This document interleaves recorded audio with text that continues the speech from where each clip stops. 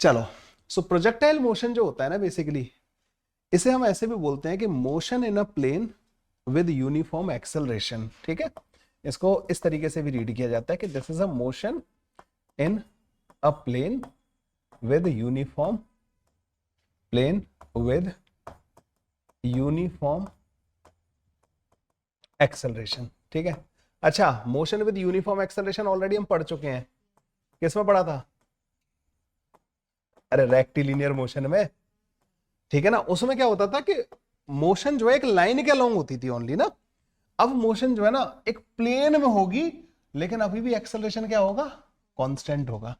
Acceleration क्या होता है? वेक्टर होता है। ठीक है, जिन बच्चों ने हमारी रेक्टिलिनियर मोशन की पिछली क्लास मिस कर दी है, तो नीट बाई प्रेपजीत हमारा यूट्यूब चैनल है, उस पर हमने अपलोड दोनों लेक्चर कर दिए हैं। ठीक है, उसको देख लेना। अगर आज की क्लास में थोड़ी बहुत परेशानी आती है तो उसको देखने के बाद अच्छे से आ जाएगा सब कुछ ना। तो this is also motion in a plane with uniform acceleration. एक आध एग्जांपल बताओ प्रोजेक्टाइल मोशन का, जो प्रोजेक्टाइल मोशन के बारे में कुछ पता हो। हाँ, दोनों जो छक्का मारता है, सबसे कॉमन एग्जांपल ये है कि जो कोई भी बैट्समैन जब बॉल को हिट करता है, जब बाउंड्री के बाहर जाती है, तो जो पाथ होता है वो, या जो मोशन होता है, ठीक है, motion is the projectile motion. अच्छा, a particle thrown in the space. अगर तुम स्पेस बोल देती हो ना जैसे ही, तो मैं अर्थ के एटमोस्फेयर से बाहर निकल गया, वहां जाके मैं ढूंढने लगा तो वहां नहीं मिला projectile. Near the earth surface फेंको, आप कोई भी चीज फेंको, थोड़ा तिरछा फेंको। ठीक है, ऊपर की तरफ नहीं, उसे बोलते हैं वर्टिकल प्रोजेक्टाइल, वर्टिकल प्रोजेक्शन बोल देते हैं। अगर तुम ऊपर की तरफ फेंकोगे तो वो तो रेक्टिलिनियर मोशन हो गया, उसको हम ऑलरेडी पढ़ चुके हैं पिछली क्लास में ना। अगर आपने किसी भी चीज को थोड़े से एंगल पे फेंका, ठीक है ना, वर्टिकल मत फेंको, किसी और एंगल पे फेंको, अर्थ से किसी एंगल पे फेंका, और इतनी हाइट ना हो उसकी कि रेडियस ऑफ अर्थ के सामने उसकी हाइट अगर कम रह रही है पूरा टाइम मोशन में, तो वो प्रोजेक्टाइल मोशन करेगा और ऐसे कर्व पे जाएगा। लेकिन उस कर्व के बारे में पता है एक अच्छी बात है, वो पूरा पूरा जो रास्ता होगा ना, वो एक ही प्लेन में लाई करेगा। देखो, अगर मेरे पास यहाँ से बॉल होती ना, मैं बॉल को फेंकूं तो वो इस प्लेन में ही रहेगी। अगर मैं बॉल को तिरछा फेंकूं तो वो इस प्लेन में ही रहेगी। ऐसा नहीं कि ऐसे जा रही है फिर थोड़ा इधर डांस किया, इधर आई, ऐसे घूमी फिर पहुंच गई। ऐसा ऐसा कभी नहीं करती। करती है कभी बॉल? प्रोजेक्टाइल मोशन के बारे में पता है ना तुम लोगों को, आइडिया ना। वो प्लेन में रहेगी, तो ये भी मोशन है ना, प्लेन है। और इसमें एक्सेलरेशन क्या रहता है? कांस्टेंट। क्यों रहता है एक्सेलरेशन कांस्टेंट, और एक्सेलरेशन होता क्या है? देखो, जब तुम किसी भी चीज को हवा में फेंकते हो ना, उस पर सिर्फ एक फोर्स लग रहा होता है। कौन सा? ग्रेविटी। अगर एयर रेजिस्टेंस कंसीडर ना हो रहा हो तो, ठीक है। और ये जो फोर्स होता है ग्रेविटी वाला, ये किधर की तरफ होता है? नीचे की तरफ। कितना होता है? mg के बराबर। पूरा टाइम कांस्टेंट रहता है, अगर हाइट बहुत ज्यादा ना हो, जी की वैल्यू चेंज ना हो रही हो तो जब एक कांस्टेंट फोर्स लग रहा है पार्टिकल के ऊपर, तो उसका एक्सेलरेशन भी कांस्टेंट रहेगा। तो मैंने जो बोला है वो सब सही है ना। तो it is a motion in a plane with uniform acceleration. लेकिन ये लाइन में मोशन नहीं है, रेक्टिलिनियर से अलग है ये, ठीक है ना। प्लेन में होगी, कर्व टाइप का होगा, प्लेन में ही रहेगा, एक ही प्लेन में रहेगा, लेकिन कांस्टेंट एक्सेलरेशन से मोशन हो रहा होगा इसमें। ठीक है, तो इसकी डेफिनेशन भी लिख लेते हैं छोटी सी ना, एक छोटी सी डेफिनेशन है। When an object is projected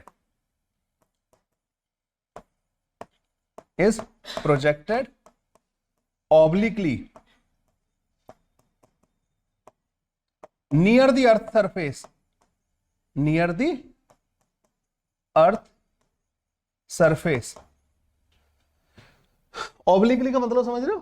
तिरछा मतलब ना, ठीक है। So when an object is projected obliquely near the earth surface, it simultaneously move in horizontal and vertical directions, horizontal and vertical directions.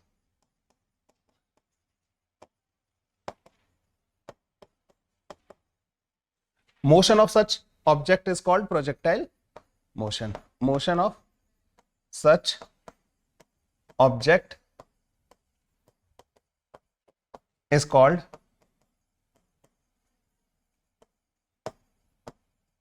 लो जी, ये हो गई इसकी डेफिनेशन, प्रोजेक्टाइल मोशन। तुम दोनों में से कोई हिंदी मीडियम में से है? आप हिंदी मीडियम से हो या इंग्लिश मीडियम से हो? आप भी है ना, इंग्लिश में तो कोई प्रॉब्लम नहीं है ना, ठीक है। तो when an object is projected obliquely, तेरे को कोई प्रॉब्लम? ठीक है ना, यहां तक समझ में आ गया, सारी चीजें मैं ऑलरेडी बोल चुका हूं इनको ना। तो यहां पे क्या होता है कि पार्टिकल हॉरिजॉन्टली, लिख लो जिनको नोट, तू भी लिखा कर ये डेफिनेशन, सब लिखा कर, तू नोट्स बनाया कर अच्छे से। नींद आएगी नहीं तेरे को, फिर समझ में भी नहीं आएगा।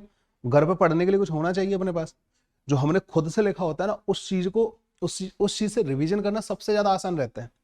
मैं तो आईआईटी वाले बच्चों को भी नोट्स बनाने के लिए बोलता हूँ, मतलब ना उनको भी कहता हूँ भाई तुम नोट्स अच्छे बनाओ, नहीं तो तुम्हारा कभी रिवीजन करने का मन ही नहीं करेगा।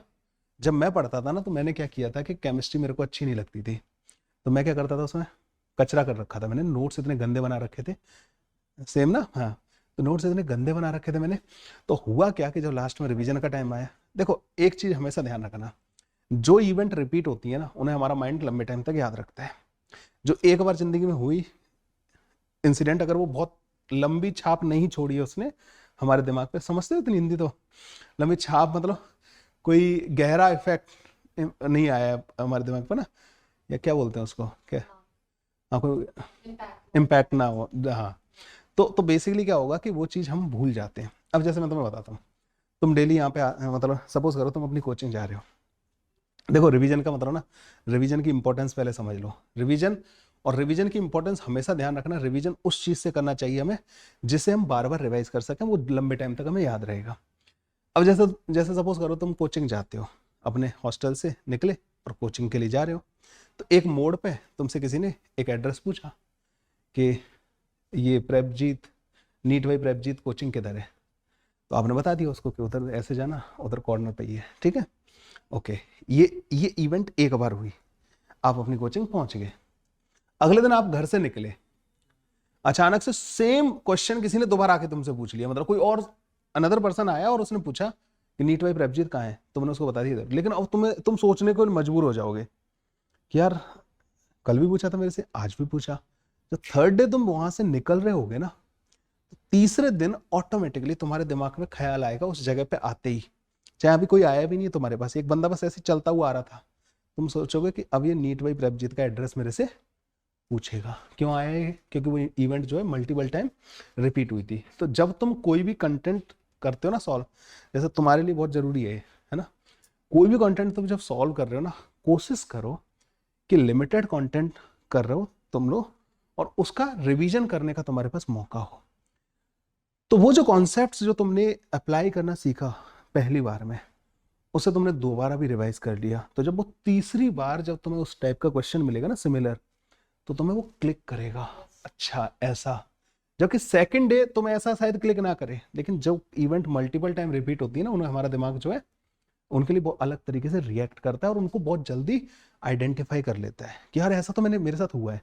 लेकिन जिस अब आते जाते चलते फिरते हम पता नहीं कितने लोगों से मिलते हैं, कोई एक बंदा हमें क्रॉस करके गया, एक दिन क्रॉस करके गया, कि हमें याद रहता है कि अरे 5 दिन पहले एक बंदा, वो बंदा क्रॉस करके गया था। लेकिन अगर वही बंदा तुम्हें डेली एक जगह से क्रॉस करता है, तो तुम जब उस जगह से अगली बार पास हो रहे होगे, तो वो सेम फेस तुम्हें, चाहे वो है नहीं आज, लेकिन तुम उसको रिकॉल करोगे कि यहाँ पे क्रॉस करता था। ये रिवीजन का मतलब एक इम्पैक्ट होता है, ठीक है। तो इसी को ध्यान में रखो। तो कंटेंट जो लगा रहे हो कोशिश करो। अब जो तुम जो अपने नोट्स बनाते हो ना, इसकी इंपॉर्टेंस बताता हूँ। तुम जो नोट्स बनाते हो, एक तो तुमने देखा, फिर तुमने उसको लिखा, तुम्हारे माइंड ने उस पर डबल एक्शन ऑलरेडी कर दिया, और तीसरा अगर तुमने अच्छे नोट्स बनाए हैं, तो तुम्हें रिवीजन करने के लिए उनको खोलने का मन भी करेगा। कभी भी खराब नोट्स को खोलने का मन भी नहीं करता है, और ये मेरे साथ हुआ था केमिस्ट्री में। तो इसलिए मैंने हमेशा बच्चों को हमेशा बोलता हूँ, नोट्स अच्छे बनाओ और नीट एंड क्लीन लिखो। अगर तुम नीट एंड क्लीन लिख रहे हो ना, दैट मीन्स कि तुम्हें वो चीजें क्लियर है। तुम लिखी नीट एंड क्लीन तब सकते हो जब तुम्हें वो सब कुछ अच्छे से क्लियर है। अब डॉक्टरों का नहीं, मैं इसमें मतलब वो एक्सेप्शन होता है, मतलब वो दवाइयों का प्रेस्क्रिप्शन जो लिखते हैं, अब उन्हें ऐसा है कि दवाई के बारे में ऐसा नहीं कह सकते हम कि उन्हें दवाइयों का ज्ञान नहीं होता, और ऐसे लिख देते हैं। एक बार वहां पे थोड़ा एक्सेप्शन चलता है, बाद बाकी तो ये चीज हमेशा वैलिड रहती है ना, चलती है ना, ठीक है। तो मैं ये कह रहा था कि जब एक ऑब्जेक्ट को आप ऑब्लिकली प्रोजेक्ट करते हो नियर द अर्थ सरफेस तो वो हॉरिजॉन्टल डायरेक्शन में भी जाता है और वर्टिकल डायरेक्शन में भी जाता है। तो यहां पे मोशन वो दोनों तरफ कर रहा होता है, इस डायरेक्शन में भी और ऊपर की तरफ भी जा रहा होता है। ठीक है, तो हम क्या करते हैं, हमारे पास यहां पे दो स्टेटमेंट है। We can break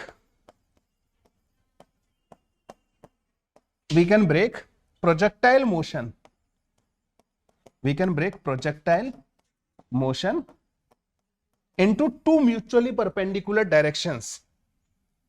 Projectile motion as rectilinear motion, ठीक है ना, हम रेक्टिलिनियर मोशन के ही फंडे लगाएंगे।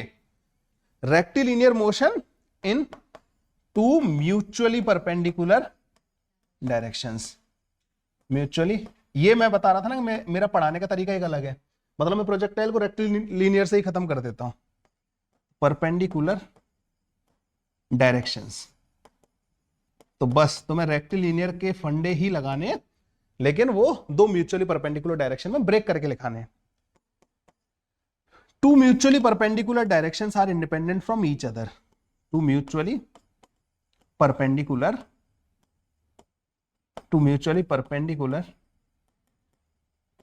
directions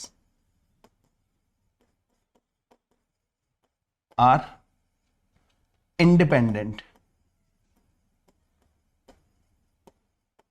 from each other। लो जी, ये हो गई इसकी थ्योरी जो हमें सबसे पहले हमेशा रिवाइज करनी चाहिए। तो दो म्यूचुअली परपेंडिकुलर डायरेक्शन एक दूसरे से इंडिपेंडेंट होती हैं। क्यों होती है इंडिपेंडेंट एक दूसरे से भाई? दो म्यूचुअली परपेंडिकुलर डायरेक्शन में मोशन एक दूसरे से इंडिपेंडेंट क्यों होगा? मतलब अगर मैं हॉरिजॉन्टल डायरेक्शन के मोशन की बात कर रहा हूं तो वर्टिकल डायरेक्शन वाला कोई भी पैरामीटर उस पर कोई इंपैक्ट नहीं डालेगा, क्योंकि उसका कोई कंपोनेंट नहीं आएगा उधर की तरफ। देखो, अगर तुमने किसी चीज को फेंका तो एक्सेलरेशन किधर होता है? वर्टिकल डायरेक्शन में। क्या इस एक्सेलरेशन का हॉरिजॉन्टल डायरेक्शन में कोई कंपोनेंट आएगा? क्योंकि हॉरिजॉन्टल और वर्टिकल के बीच का एंगल होता है 90 डिग्री, और जब 90 डिग्री एंगल होता है तो उस डायरेक्शन में कोई कंपोनेंट ही नहीं आएगा। कंपोनेंट नहीं आएगा तो उधर की तरफ उसका कोई इफेक्ट भी नहीं आएगा। तो हॉरिजॉन्टल डायरेक्शन में जितने भी मोशन के पैरामीटर होंगे उनका वर्टिकल डायरेक्शन में कोई इन्फ्लुएंस नहीं होगा, और वर्टिकल डायरेक्शन में जितने भी मोशन के पैरामीटर होंगे उनका हॉरिजॉन्टल डायरेक्शन में कोई इन्फ्लुएंस नहीं होगा। यही वो चीज मैंने यहाँ पे लिखी हुई है। ठीक है, यहां तक कर लो नोट पे। अब एक क्वेश्चन कराऊंगा मैं छुटका सा, तुम लोगों को बस आंसर कर देना है ना।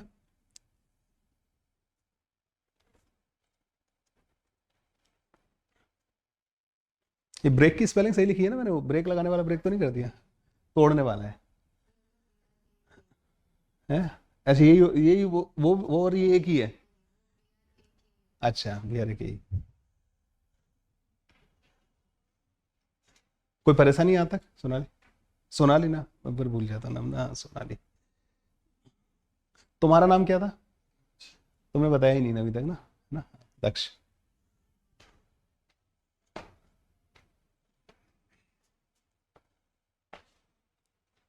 डन, ठीक है, चलो फिर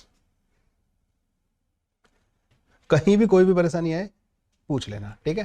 तो मैं तुम लोगों से ना एक छोटा सा क्वेश्चन एक्सपेक्ट करता हूं कि तुम इसको खुद ही कर डालोगे। ओके, सो ये हॉरिजॉन्टल सरफेस हो गया। अब मैंने यहां पे दो पार्टिकल को प्रोजेक्ट किया है, ठीक है। एक पार्टिकल ये हो गया और हमारे पास एक पार्टिकल हमारे पास ये हो गया, ठीक है। ये दो पार्टिकल है एक ही जगह से। मैंने बस क्या कर दिया, क्योंकि एक दूसरे के ऊपर बना देता तो क्या फिर दिखाई नहीं देते हैं, ये एक ही जगह, ठीक है। एक को मैंने ऊपर की तरफ फेंक दिया। पहले हम इसी के बारे में बात करेंगे। हमने जो ऊपर की तरफ फेंका है ना, इसको हमने 30 मीटर पर सेकंड की स्पीड दे दी है, ऊपर की तरफ फेंक दी है, ठीक है। 30 मीटर पर सेकंड की हमने इसको स्पीड दे दी, ठीक है भाई। ऐसा कुछ किया था अपन ने कल, ऐसे क्वेश्चन किए ना। तो ये वाला पार्टिकल है और इसको हमने 30 मीटर पर सेकंड की ऊपर की तरफ स्पीड दे दी है। इस पे एक्सेलरेशन कितना लगेगा और किधर की तरफ लगेगा? कितना होगा? 10 मीटर पर सेकंड स्क्वायर के बराबर। बना दूं मैं उसको? तो ये 10 मीटर पर सेकंड स्क्वायर के बराबर इसका एक्सेलरेशन हो गया। अब मुझे बताओ इसका मोशन कैसा होगा? क्या करेगा ये? ऊपर जाएगा, रुकेगा हाईएस्ट पॉइंट पे, फिर लौट के आ जाएगा। ये वर्टिकल डायरेक्शन हो गई, क्या हॉरिजॉन्टल डायरेक्शन में कुछ होगा इससे? कुछ भी होगा हॉरिजॉन्टल में? नहीं, क्योंकि हॉरिजॉन्टल डायरेक्शन जो है बिल्कुल इसके परपेंडिकुलर है, ठीक है ना। तो ये बस ऐसे जाएगा, स्लो होता जाएगा, स्लो होता जाएगा, यहाँ रुक के और रुक के लौट के आ जाएगा। तो इसकी एक मैक्सिमम हाइट आएगी और वापस यहाँ आ जाएगा, जमीन पे से चला, जमीन पे ही आ गया। तुम्हें पता है ये एक्सेलरेशन कांस्टेंट है। 1 सेकंड बाद, ये तो t इक्वल टू 0 पे हुआ, 1 सेकंड बाद क्या होगा? क्या इसकी स्पीड घट जाएगी? कितनी घट जाएगी इसकी स्पीड? कितनी हो जाएगी? 30 माइनस का 10 इंटू 1, 20 मीटर पर सेकंड हो जाएगी इसकी स्पीड ना, 20 मीटर पर सेकंड इसकी स्पीड हो गई। अगले 1 सेकंड बाद क्या होगा? अगले 1 सेकंड बाद इसकी स्पीड हो जाएगी 10 मीटर पर सेकंड, ठीक है। ये हो गया t इक्वल टू 2 सेकंड पे। अगले 1 सेकंड बाद क्या होगा? t इक्वल टू 3 सेकंड पे इसकी स्पीड 0 हो जाएगी, और ये y डायरेक्शन में, इसलिए इसको मैं vy लिख दे रहा हूं, 0 हो जाएगी। ये हाईएस्ट पॉइंट होगा इसका। इसके बाद क्या होगा? ये लौट के आएगा, जैसे इधर से ये गया ना ऊपर की तरफ, अब ये इधर से ही लौट के आएगा, ये यहां आ जाएगा। अब ये नीचे की तरफ चल रहा होगा, ये नहीं चल रहा होगा 10 मीटर पर सेकंड से, ये यहां आएगा, यहां पे ये 20 मीटर पर सेकंड से चल रहा होगा, और ये यहां आएगा तब ये 30 मीटर पर सेकंड से चल रहा होगा और जमीन से जाके टकरा जाएगा। यहां तक किसी को कोई भी परेशानी? ये मोशन हम रेक्टिलिनियर मोशन में पढ़ते हैं, कल वाले लेक्चर में मैंने पढ़ा दिया, अगर किसी को नहीं समझ में आया तो इसको सोनाली समझ में आया? बेसिकली एक्सेलरेशन जो होता है ना, वो स्पीड वेलोसिटी को चेंज करेगा, तो ये एक्सेलरेशन इसके अपोजिट है। तो हर सेकंड ये 10 मीटर पर सेकंड से वेलोसिटी को घटा देगा ऊपर जाते टाइम, इसलिए इसने 1 सेकंड बाद इसको 20 कर दिया, फिर 10 कर दिया 1 सेकंड बाद, फिर 0 हो गई, फिर लौट के आते टाइम एक्सेलरेशन नीचे की तरफ, तो अब ये नीचे की तरफ स्पीड अप होता जाएगा, 1 सेकंड बाद 10, 20 और फिर वापस यहाँ पे आ गया, ठीक है दक्ष? क्लियर है? तुम लोगों को तो मैंने रटा दिया था कल ना, है ना, तुम तो बोल ही नहीं सकते। अब सपोज करो कि मैंने दूसरा जो पार्टिकल है ना, इसको इधर की तरफ स्पीड दे दी, कितनी दी?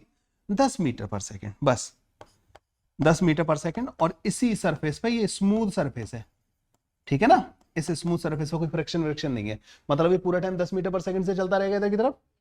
क्या इस पे वर्टिकल डायरेक्शन के एक्सेलरेशन से कोई फर्क पड़ेगा? ये क्या करेगा? पूरा टाइम कांस्टेंट स्पीड से चलता रहेगा, स्पीड इसकी पूरा टाइम यही रहने वाली है। मुझे ये बताओ कि 1 सेकंड बाद ये कितना डिस्टेंस कवर करेगा? वाह, स्पीड है 10 मीटर पर सेकंड की, 10 मीटर। 1 सेकंड बाद ये पार्टिकल कहां होगा? यहां पे कहीं ना, यहां पे, ठीक है। t इक्वल टू 1 सेकंड पे यहां होगा, इसकी स्पीड अभी भी क्या होगी? 10 मीटर पर सेकंड, और ये 10 मीटर कवर कर चुका होगा, ये 10 मीटर के बराबर होगा। अगले 1 सेकंड बाद कहां होगा? अगले 1 सेकंड बाद और 10 मीटर कवर कर लेगा, ये हर सेकंड में 10 मीटर कवर करेगा, और ये 10 मीटर पर सेकंड से चल रहा होगा। अगले 1 सेकंड बाद, अगले 1 सेकंड बाद, अगले 1 सेकंड बाद, हर सेकंड में हॉरिजॉन्टल डायरेक्शन में ये सेम चलेगा, नहीं चलेगा? ये ऐसे चलेगा 10 मीटर, फिर अगले सेकंड में 10 मीटर, फिर अगले सेकंड में 10 मीटर, कितने हो गए? 1 2 3 4 5, और अगले सेकंड में 10 मीटर, और ये 6 सेकंड में यहां आ जाएगा, ठीक है। ये दो अलग अलग पार्टिकल थे, एक को मैंने हॉरिजॉन्टल मोशन दिया, एक को मैंने वर्टिकल मोशन दिया। अब सपोज करो कि मैं इन दोनों मोशन को एक ही पार्टिकल को दे दूं, मैं कहूं कि तेरे को हॉरिजॉन्टल भी चलना है, कितने से? 10 मीटर पर सेकंड से, और उसको ऊपर की तरफ वाला कंपोनेंट कितना दे दिया मैंने? 30 मीटर पर सेकंड। तो एक्चुअली मैं कुछ ऐसे तिरछी वेलोसिटी दूंगा, उसके दो कंपोनेंट कर लेंगे हम, इधर वाला कंपोनेंट और इधर वाला। तो एक तरीके से हमने उसको दोनों डायरेक्शन में मोशन दे दी, हॉरिजॉन्टल डायरेक्शन में भी और वर्टिकल डायरेक्शन में भी। तो अब ये पार्टिकल हॉरिजॉन्टली भी चलेगा और वर्टिकली भी चलेगा। वर्टिकल वाली मोशन को हॉरिजॉन्टल वाली से कोई लेना देना नहीं है, और हॉरिजॉन्टल वाली को वर्टिकल वाली से कोई लेना देना नहीं है। तो देखो, जब मैं इसको 10 मीटर इधर और 30 मीटर इधर एक ही पार्टिकल को दूंगा ना, तो देखो 1 सेकंड में इसको इस जगह होना है, और साथ ही साथ 1 सेकंड में उसको इधर भी जाना है, यहां। तो 1 सेकंड बाद ये पार्टिकल पता है कहां मिलेगा मेरे को? इस जगह। इधर 10 मीटर चल चुका होगा, और इधर वो जो एक्सेलरेशन ड्यू टू ग्रेविटी वाला कॉन्सेप्ट है ना, उसकी वजह से यहां तक आ चुका होगा। अगले 1 सेकंड, अच्छा जब ये यहां आएगा ना, अब इसकी स्पीड क्या होगी पता है? वर्टिकल वाली तो यही रहेगी ना, 20 मीटर पर सेकंड, और इधर 10 मीटर पर सेकंड। क्या ये बात समझ में आई? अच्छा, ये कुछ कर्व पे गया होगा यहां तक, क्योंकि इधर भी चल रहा है, अब इधर भी चल रहा है। अब ऐसा नहीं कि पहले इधर चला दिया फिर ऐसे चला दिया, ऐसा थोड़ी जा रहा है। पार्टिकल ऐसे जाता है कि मैंने फेंका ऐसे, बोला नहीं देखो पहले मैं हॉरिजॉन्टल जाएगा फिर मैं वर्टिकल जाएगा, ऐसा नहीं करता ना। हाँ, तो अब अगले 1 सेकंड बाद कहाँ पहुंचेगा, अगले 1 सेकंड बाद तुम पहुंचोगे यहाँ पे, यहाँ पहुंच जाएगा पार्टिकल ना। अब मुझे बताओ इसका हॉरिजॉन्टल कंपोनेंट क्या होगा, क्या हॉरिजॉन्टल कंपोनेंट अफेक्ट होगा, वो तो वही रहने वाला है ना हॉरिजॉन्टल डायरेक्शन में, तो 10 मीटर पर सेकेंड। वर्टिकल कंपोनेंट क्या हो जाएगा, 10 मीटर पर सेकेंड, क्योंकि वर्टिकल कंपोनेंट तो इसके हिसाब से आना है, ठीक है, ओके। फिर अगले 1 सेकंड बाद क्या होगा, अगले 1 सेकंड बाद यहां पहुंच जाएगा। अब वर्टिकल कंपोनेंट क्या हो जाएगा, 0, लेकिन ये तो अभी भी 10 मीटर पर सेकंड रहेगा, ठीक है ना, अभी ऊपर जाना बंद कर चुका होगा। अब क्या होगा, अब अगले 1 सेकंड बाद क्या होगा, तो लाइन टेढ़ी बना दी क्या मैंने, हाँ टेढ़ी तो थोड़ी बना दी है, खैर इनको थोड़ा सही करते हैं। ये प्रोजेक्टाइल को तोड़ के देखने में मजा आ रहा है ना इसमें। हाँ, तो अगले 1 सेकंड बाद ये यहां आ जाएगा। अब जब ये यहां पे आएगा ना, देखो इसका रास्ता जो है ना कुछ इस तरीके का होगा, यहां से यहां, अब ऐसे आ रहा होगा। अब मुझे बताओ हॉरिजॉन्टल क्या क्या होगा, अभी भी कंपोनेंट वो तो उतना ही रहने वाला है, और वर्टिकल क्या हो जाएगा, नीचे की तरफ हो जाएगा, ठीक है। अगले 1 सेकंड बाद क्या होने वाला है, अगले 1 सेकंड में हॉरिजॉन्टल तो पूरा टाइम 10 रहेगा, 10 मीटर पर सेकंड, और नीचे की तरफ हो जाएगा 20 मीटर पर सेकंड। और फिर अगली बार नीचे वाला 30 मीटर पर सेकंड, और ये वाला 10 मीटर पर सेकंड ही रहेगा। तो ये ऐसे करके ऐसे करके ऐसे करके यहाँ गिर जाएगा, कुछ ऐसा होगा, मतलब ना कुछ इस तरीके का। 2 मोशन मैंने क्लब कर दी, कौन कौन सी, ऊपर वाली और इधर वाली। इधर इसके पास क्या होता है, हॉरिजॉन्टल डायरेक्शन में वेलोसिटी रहती है कांस्टेंट, क्योंकि एक्सेलरेशन ही नहीं है, तो हॉरिजॉन्टली तो कांस्टेंट वेलोसिटी से चलता रहता है। लेकिन वर्टिकल डायरेक्शन में ये वो वाला मोशन होता है जैसे ऊपर गया रुका, रुक के नीचे है। अच्छा मैं तुम्हें एक चीज और बता देना चाहता हूँ, ये जो लास्ट के 1 सेकंड में जो चलेगा ये डिस्टेंस कितना होता है युक्ता, 5 मीटर। कल पता है, अगर आप लोगों को नहीं आ रहा है तो मतलब कल वाला लेक्चर देखना है। होता क्या है कि तुम अगर किसी भी पार्टिकल को रिलीज करते हो ना रेस्ट से, तो उसके एक्सेलरेशन का आधा a/2 के बराबर वो पहले सेकंड में डिस्टेंस कवर करता है। तो इसका एक्सेलरेशन कितना है, 5, वो 10 मीटर पर सेकंड स्क्वायर, तो उसका आधा मतलब 5 मीटर चलेगा। तो तुम किसी चीज को छोड़ोगे ना ऊपर से, तो 1 सेकंड में 5 मीटर चलेगी, अगले में 15 चलेगी, अगले में 25, तो ये 5 मीटर है, ये 15 मीटर, और ये वाला होगा 25 मीटर। तो इसकी मैक्सिमम हाइट कितनी आ जाएगी, 45 मीटर। रेंज कितनी आ जाएगी, रेंज तो हॉरिजॉन्टल डायरेक्शन में स्पीड कितनी थी, 10। इसको टोटल टाइम कितना लगा है हवा में, टाइम कितना लगा है हवा में, 6 सेकंड। अरे 3 में गया ऊपर, 3 में लौट के आ गया, 6 सेकंड, तो 60 मीटर। एच मैक्स पता लग गया, मैक्सिमम हाइट पे कब होगा ये पता लग गया, मैक्सिमम हाइट पे वेलोसिटी क्या होगी पता लग गया। हम पूरी मोशन को तोड़ देंगे हॉरिजॉन्टल और वर्टिकल डायरेक्शन में, और दोनों डायरेक्शन में रेक्टिलिनियर की फंडे लगा रहा हूं। इधर ये मोशन विद यूनिफॉर्म वेलोसिटी है और उधर मोशन विद यूनिफॉर्म एक्सेलरेशन है। तो हमने क्या कर दिया, हमने x जो कि हॉरिजॉन्टल डायरेक्शन है, ठीक है ना, हॉरिजॉन्टल डायरेक्शन, और इस डायरेक्शन में क्या है, एक्सेलरेशन क्या है इस डायरेक्शन का, 0। x डायरेक्शन में कोई एक्सेलरेशन ही नहीं है, मतलब x डायरेक्शन की वेलोसिटी पूरा टाइम क्या रहेगी, कांस्टेंट, ठीक है। y डायरेक्शन में क्या है, y डायरेक्शन है वर्टिकल डायरेक्शन, ठीक है। तो y डायरेक्शन हमारी जो है वर्टिकल डायरेक्शन हो गई, और वर्टिकल डायरेक्शन में हमने क्या कर रखा है, वर्टिकल डायरेक्शन में हमारे पास एक्सेलरेशन है g, किधर की तरफ, नीचे की तरफ। तो अब हमारे कौन से फॉर्मूले लगेंगे y डायरेक्शन के लिए, u into y direction minus का gt, displacement in y direction is equal to u in y direction into t minus का हाफ gt स्क्वायर, ये वाले फॉर्मूले, ठीक है। तो वर्टिकल डायरेक्शन में it is a motion with uniform acceleration, और हॉरिजॉन्टल डायरेक्शन में इसका मोशन जो है कांस्टेंट वेलोसिटी से होगा। लिख लो जल्दी से इसको, सारा के सारा नोट कर लो, मतलब जो भी तुम्हें काम का है। कल वाला लेक्चर बहुत हेल्प कर देगा, उससे ना तुम्हें वो हाइट वाइट वाला ना और ये वेलोसिटी तुम्हें, मैं तुम दोनों में डिफरेंस देख पा रहा हूँ, मतलब ना जैसे ये दोनों थे कल वाली क्लास में, तुम नहीं थे, लेकिन कल वाला तुम देख के मतलब तुम्हें अच्छा लगेगा, ये ना ये सब तुम खुद कर पाओगे। जैसे युक्ता के चेहरे पे स्माइल देखो, क्योंकि उसे पता है कि ऐसा हो रहा है।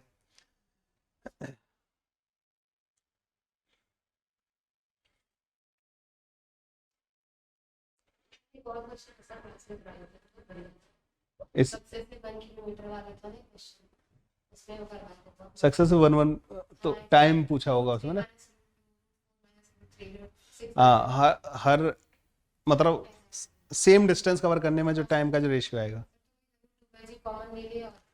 Half GT² is equal to distance लगाओ, फिर उसमें से पुरानी वाली को माइनस करते जाओ, ऐसे हो जाएगा।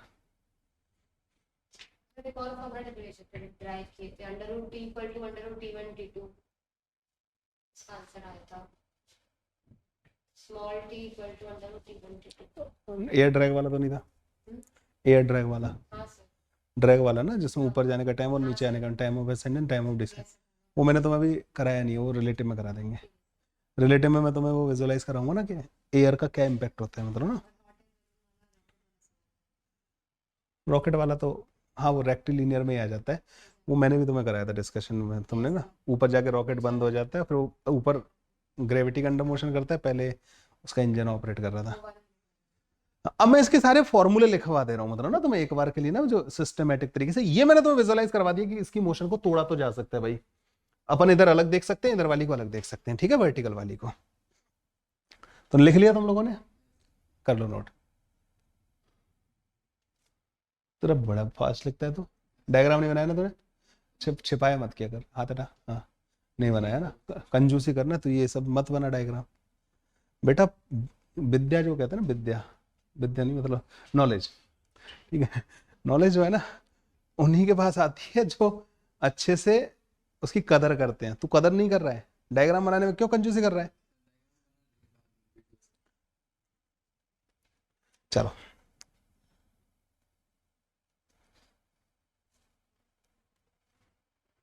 मैं बोलता ना विद्या उन्हीं के पास आती है, वो अलग ही लाइन हो जाती, नॉलेज, ठीक है, कंजूसी नहीं करने का पढ़ाई में। तो मैं बताने वाला था, तो ये हॉरिजॉन्टल हो गया। अब इसके सारे फॉर्मूलाज में तुम्हें डेराइव करवा देता हूं, ठीक है। तो ये वाई एक्सेस हो गई इधर की तरफ, मतलब वर्टिकल डायरेक्शन, ये हॉरिजॉन्टल डायरेक्शन हो गई। आपने एक पार्टिकल को यहां से प्रोजेक्ट कर दिया है विद स्पीड u, और ये जो एंगल है ना, ये थीटा के बराबर दे रखा है विद हॉरिजॉन्टल। ऐसे ही पढ़ाते हैं अपन, यहीं से पढ़ाते हैं ना लोग, तो मतलब ओके।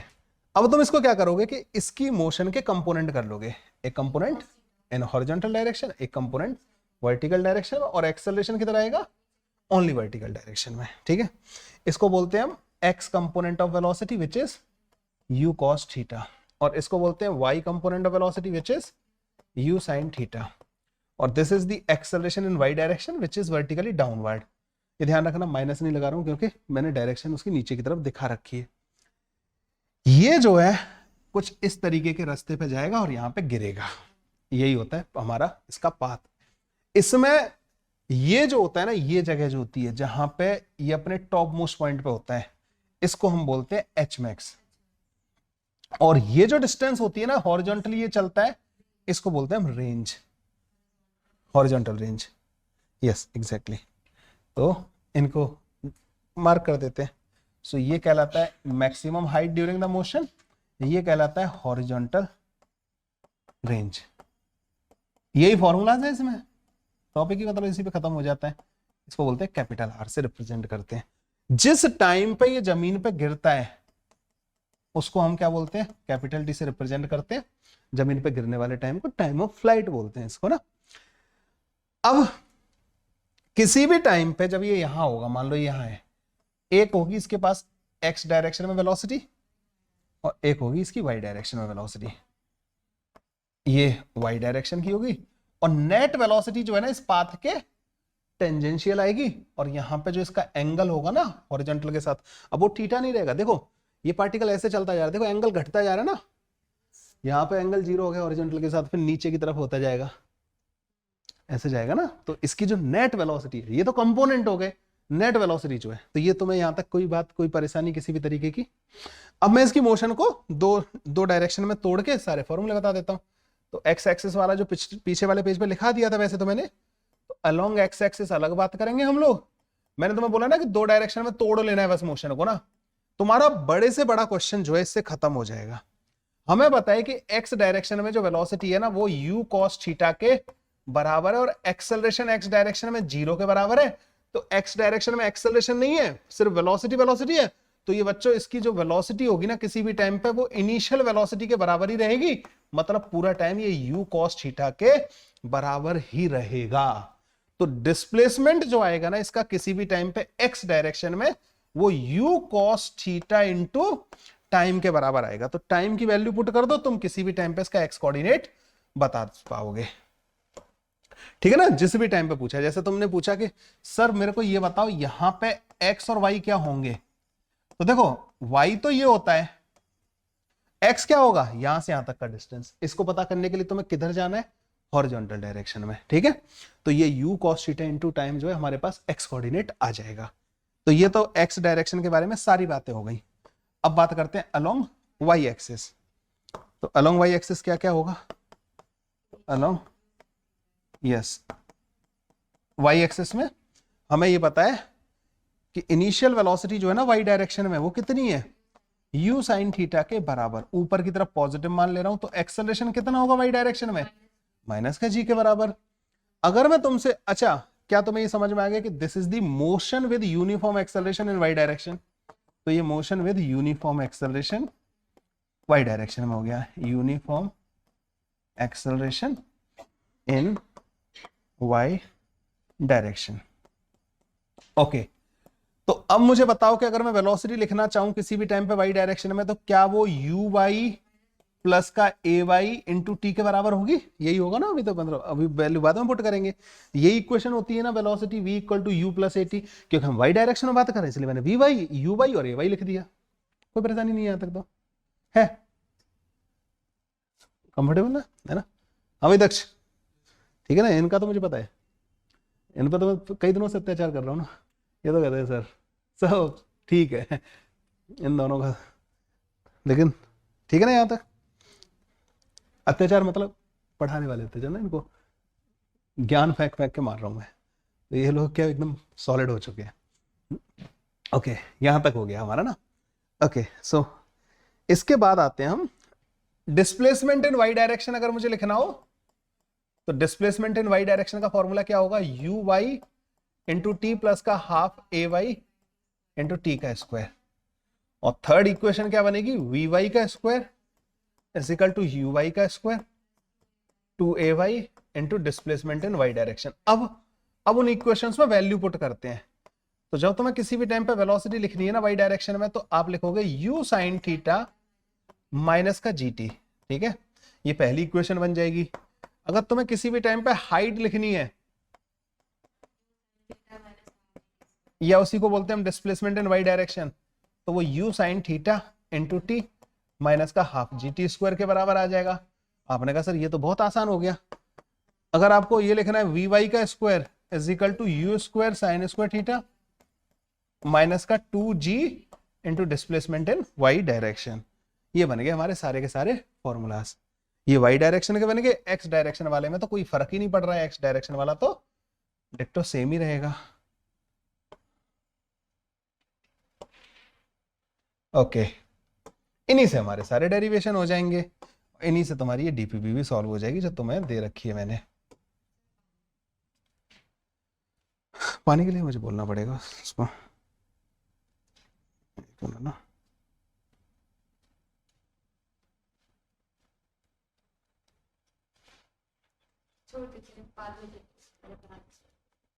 वैसे पानी प्यास मेरे को लगनी चाहिए। अरे यार एक पानी की बोतल दे जाओगे क्या। ठीक है, यहां तक कोई परेशानी किसी भी तरीके की। ये फॉर्मूला हम लोगों को दिमाग में रखने हैं। ठीक है, इन फॉर्मूला से हमारा सारा का सारा काम हो जाएगा। अब आते हैं, सबसे पहला फॉर्मूला क्या होता है, तुम बोलोगे सर ये इन फॉर्मूलाज के अलावा फॉर्मूला हमें पता है, जैसे टाइम ऑफ फ्लाइट, तो मैं तो याद है ना वो। तो ये बताओ मुझे टाइम ऑफ फ्लाइट और फ्लाइट टाइम क्या डिफरेंस है इनमें। और फ्लाइट टाइम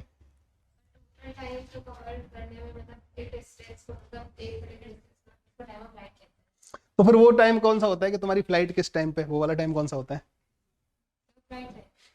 वो फ्लाइट टाइम होता है। और टाइम ऑफ फ्लाइट क्या होता है फिर? अच्छा, जितना मतलब फ्लाइट जो ट्रेवल करती है उसे टाइम ऑफ फ्लाइट, और उसे बोलते फ्लाइट टाइम, है ना। तो टाइम ऑफ फ्लाइट का मतलब हो गया कि जितने टाइम तक वो हवा में रहा, जमीन से चला, जमीन पे आके गिरा, उतने टाइम तक हवा में रहा, उसी को बोलते हैं टाइम ऑफ फ्लाइट। और इसको किससे रिप्रेजेंट करते हैं हम? कैपिटल टी से। तो इसमें क्या चीज है जो मुझे पता है? जमीन से चला और जमीन पे ही आ गया, मतलब वर्टिकल डायरेक्शन में डिस्प्लेसमेंट जीरो, कांस्टेंट। मतलब हम दो डायरेक्शन में देख रहे हैं ना, हॉरिजॉन्टल और वर्टिकल। जमीन से उठा और जमीन पे ही आ गया, मतलब इस डायरेक्शन में डिस्प्लेसमेंट क्या है? जीरो के बराबर। क्या हॉरिजॉन्टल डायरेक्शन में क्या है? हॉरिजॉन्टल में तो आया ना, यहां से चल के वहां गिरा ना, तो हॉरिजॉन्टल डायरेक्शन में नहीं, लेकिन वर्टिकल डायरेक्शन में डिस्प्लेसमेंट उसका जीरो। तो वो टाइम टाइम ऑफ फ्लाइट कहलाएगा जब इसका डिस्प्लेसमेंट इन वर्टिकल डायरेक्शन क्या हो जाएगा? जीरो। ये क्लियर है यहां तक? जमीन से उठा, जमीन पे ही आ गया, मतलब इस डायरेक्शन में डिस्प्लेसमेंट जीरो हो गया। अरे अभी बताया तो था, देखो यहां से चला, यहां पे गिर गया, इस डायरेक्शन में डिस्प्लेसमेंट क्या बोलोगे? जीरो। इधर चला है, इसका डिस्प्लेसमेंट क्या बोलोगे? इनिशियल पोजीशन, फाइनल पोजीशन, तो इसका डिस्प्लेसमेंट ये कहलाएगा। तो वर्टिकल डायरेक्शन में जीरो है, ओनली हॉरिजॉन्टल डायरेक्शन में डिस्प्लेसमेंट ना इसका। तो उस टाइम को हम टाइम ऑफ फ्लाइट बोलते हैं जब ये जीरो हो जाए। तो यहां पे हमारे पास वाई डायरेक्शन का डिस्प्लेसमेंट लिखने का कोई फॉर्मूला है क्या? इस फॉर्मूले में मैं उसको पुट कर दूं, एस वाई की जगह पे zero you sine theta into t minus का हाफ जी टी स्क्वायर, ये फॉर्मूला लग जाएगा। टी कॉमन ले लेते हैं इसमें से, ये बन जाएगा यू साइन थीटा माइनस का g t divided by two is equal to zero. तो दो सॉल्यूशन आएंगे यहां से, टी इक्वल टू जीरो और t equal to two u sine theta divided by g. T equal to two times u in y direction divided by acceleration in y direction. यही formula अगर तुम्हें याद हो ना तो कल भी आया था, t equal to two u divided by g आया था कल। बस हमें सिर्फ हॉरिजॉन्टल डायरेक्शन वाले मोशन से मतलब नहीं, अगर तुम वर्टिकल वाला देखो ना तो वो, जैसे तुम्हें वो फॉर्मूला याद है कि किसी पार्टिकल को ऊपर फेंका यू स्पीड से, तो उसको जमीन पे आने में कितना टाइम लगता है? टू यू बाई जी के बराबर। तो यहां पे बस वो यू क्या है? यू यहां पे टोटल वेलोसिटी हो गई है, तो हमें सिर्फ वर्टिकल वाला देखना है। तो two times y component of velocity divided by acceleration, काम खत्म। लेकिन ये डेरिवेशन कहां से आया, ये समझ में आया है ना? हाँ, वो जो टाइम ऑफ फ्लाइट, जमीन से उठा जमीन पे आने का टाइम। अच्छा, अगर एक बात बताओ कि मैं जैसे यहां से फेंकू कोई चीज, बॉल फेंकी मैंने, वो जमीन पे गिरी, क्या अब इसका वर्टिकल डायरेक्शन और डिस्प्लेसमेंट जीरो है? This is the initial position, that is the final position. तो ऐसे गया और ऐसे गया, तो डिस्प्लेसमेंट दिस एंड दिस। वैसे गया वो ऊपर होके, बट डिस्प्लेसमेंट को पाथ से मतलब ही नहीं होता। डिस्प्लेसमेंट को किससे मतलब होता है कि इनिशियल एंड फाइनल। तो ये जो वेक्टर है उसको तो हम ऐसे भी बना सकते हैं ना, this vector plus that vector. तो डिस्प्लेसमेंट क्या कहलाएगा यहाँ पे? वाई डायरेक्शन का क्या कहलाएगा? प्लस एच या माइनस एच, क्या होगा? माइनस एच होगा ना। Final position is that, initial is this. तो इधर नीचे की तरफ है ना, तो वाई डायरेक्शन का डिस्प्लेसमेंट नीचे की तरफ होगा और हॉरिजॉन्टल वाला इधर की तरफ हो जाएगा, तो वो नेगेटिव कहलाएगा। इवन इस, अगर तुम्हें उसका भी टाइम ऑफ फ्लाइट पूछा जाए ना कि हाइट से फेंका हमने ऊपर, और अगर तुमने फॉर्मूला, या तो उसका फॉर्मूला याद रखो, उसका बहुत गंदा सा फॉर्मूला है, ठीक है? टाइम ऑफ फ्लाइट का फॉर्मूला याद रखोगे ना, गंदा सा फॉर्मूला है, लेकिन इससे वो तुम उसको भी कर सकते हो। तुम्हें क्या देखना है? सिर्फ वाई डायरेक्शन। तुमने बोला यहां से चला वहां गिरा, तो तुम्हें ये हाइट अगर दे रखी है तो तुम बस यहाँ पे एस वाई की जगह वो हाइट रखोगे, टी की जगह टाइम रखोगे, यू साइन थीटा वगैरह सब लगाओगे, इस इक्वेशन को सॉल्व कर लोगे, काम खत्म। वो भी केस यहीं से खत्म हो जाएगा, ठीक है? ओके, ये तो टाइम ऑफ फ्लाइट हो गया। अब आते हैं एच मैक्स पे। मैंने जो ये मेथड जो सिखाया ना, इसमें आपको अलग अलग फॉर्मूले याद रखने की जरूरत नहीं पड़ेगी, बस तुम्हें ध्यान में रखना है वाई डायरेक्शन में तो काम खत्म, ठीक है? दूसरा फॉर्मूला होता है एच मैक्स, मैक्सिमम हाइट वाला फॉर्मूला ना।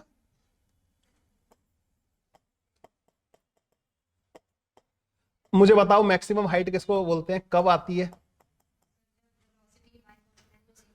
जब ये ऊपर जाना, हम तो देसी भाषा में बोलेंगे ना, जब ये ऊपर जाना बंद कर दे, मतलब जब तक ऊपर जा रहा था तब तक हाइट बढ़ रही है, जहां जाके ऊपर जाना बंद कर दे मतलब वाई डायरेक्शन में जाना बंद कर दे वहीं पे। तो जब इसकी velocity in y direction zero हो जाएगी, क्या वहां वेलोसिटी जीरो होती है मैक्सिमम हाइट पे? वेलोसिटी जीरो होती है? नहीं, मिनिमम होती है, क्योंकि वहां हॉरिजॉन्टल कंपोनेंट ही बचता है। ठीक है, जब वेलोसिटी वाई डायरेक्शन जीरो हो जाएगी, एक्सेलरेशन तो वाई डायरेक्शन में माइनस का जी के बराबर है, तो उस टाइम पे जो वाई डायरेक्शन का डिस्प्लेसमेंट होता है ना, उसी को हम बोलते हैं एच मैक्स। तो वाई डायरेक्शन का डिस्प्लेसमेंट एच मैक्स कहलाता है जब वाई डायरेक्शन की वेलोसिटी जीरो हो जाती है जिस टाइम पे। ऐसा कोई फॉर्मूला बताओ जिसमें मैं इसको पुट करके एच मैक्स को पता कर सकूं।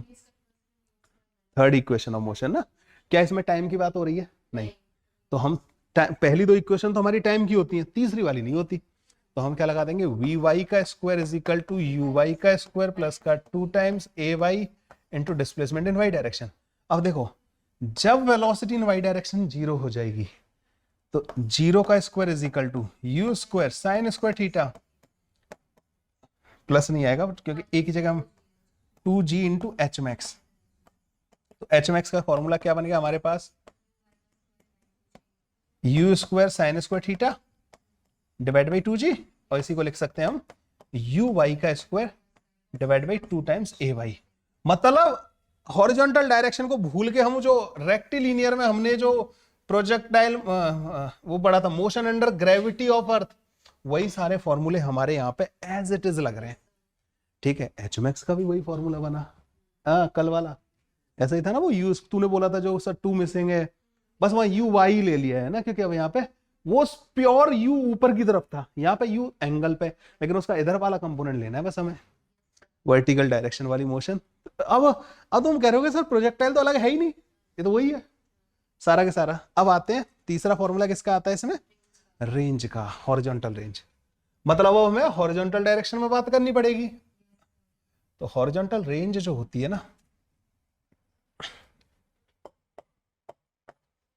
हॉरिजॉन्टल रेंज, वाह, बिहार में बोलते हैं ना, हर चीज में वाह लगा देते हैं ना।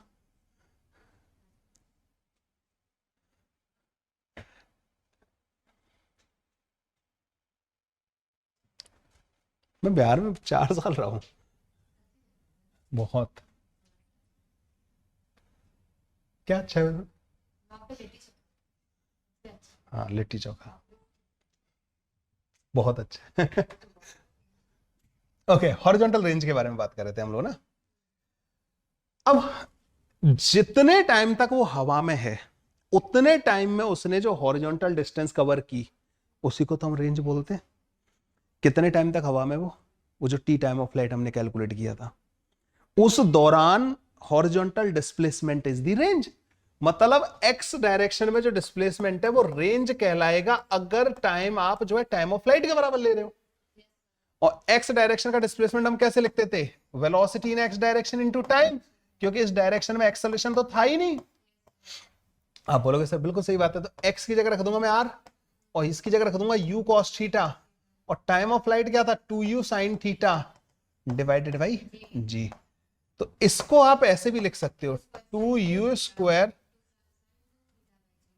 ऐसे लिखो 2u x 2u divide by a y into a x. तो time of flight into, sorry a x नहीं, वी एक्स और यू एक्स। ठीक है, ये टाइम ऑफ फ्लाइट हो गया, ये हॉरिजॉन्टल वेलोसिटी हो गई, ऐसे लिख दिया। और नहीं तो इसको और सिंप्लीफाई करके लिख सकते हैं, ये दिख रहा था मैं 2 साइन थीटा कॉस थीटा क्या होता है, साइन 2 थीटा, तो ये बन जाएगा u square sine 2 theta divided by g. ये होती है बच्चों हॉरिजॉन्टल रेंज, इस तरीके से। लो जी, रेंज का फॉर्मूला आ गया, मैक्सिमम हाइट का फॉर्मूला आ गया, और अब आर मैक्स के बारे में बात करेंगे। यस बिल्कुल, आर मैक्स के बारे में बात करते हैं। लिखना है किसी को, नोट करना है? बेटा तू तू सुधर, नहीं तो पता है, सच्ची बता रहा हूं, प्रकोप देखेगा तू मेरा एक दिन ना। ये जो तेरा दिमाग है ना, ये ऐसे खाली होगा ना, तेरे को पता भी नहीं चलेगा, सच्ची बता रहा हूँ मैं तेरे को।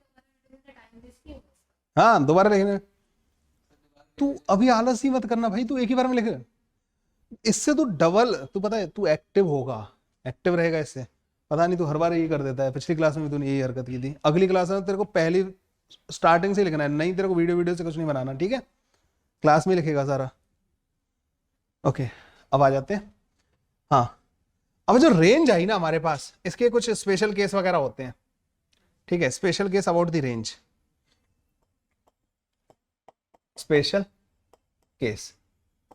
पहला केस क्या है, सबसे पहले तो हमें रेंज का फॉर्मूला लिख लेते हैं कि जो आर है ना वो आया u square sine 2 theta divided by g. देखो अगर मैं यू को सेम रखूं, मतलब ना सेम स्पीड से फेंक रहा हूं, लेकिन थीटा को अलग अलग एंगल रख रहा हूं, वेरिएबल रखा मैंने ना, मतलब ये ध्यान रखना युक्ता कि यू को सेम रखना है और तुम अलग अलग एंगल पे फेंक रहे हो, मतलब ना तुमने सीधा फेंक दिया, तुमने ऊपर की तरफ फेंका, या एंगल को बढ़ाते जा रहे हो बढ़ाते जा रहे हो बढ़ाते जा रहे हो, लेकिन यू सेम है, हर बार सेम स्पीड से फेंक रहे हो, तो रेंज थीटा पे डिपेंड कर रही है इसके साथ। तो पता है रेंज मैक्सिमम कब आएगी, जब साइन 2 थीटा मैक्सिमम होगा। और तुम्हें पता है साइन 2 थीटा में साइन की वैल्यू मैक्सिमम कितनी होती है, कब होती है, साइन 2 थीटा मैक्सिमम होता है 1 के बराबर, व्हेन अंदर वाला एंगल विच इज 2 थीटा कितना हो जाए 90 डिग्री के बराबर, मतलब थीटा कितना होना चाहिए उस टाइम पे 45 डिग्री के बराबर, मतलब 45 डिग्री पे सबसे ज्यादा रेंज आएगी, उससे ज्यादा फेंकोगे। अब मैं थोड़ा डायग्राम बना के दिखाता हूँ, ये बड़ा इंटरेस्टिंग केस है।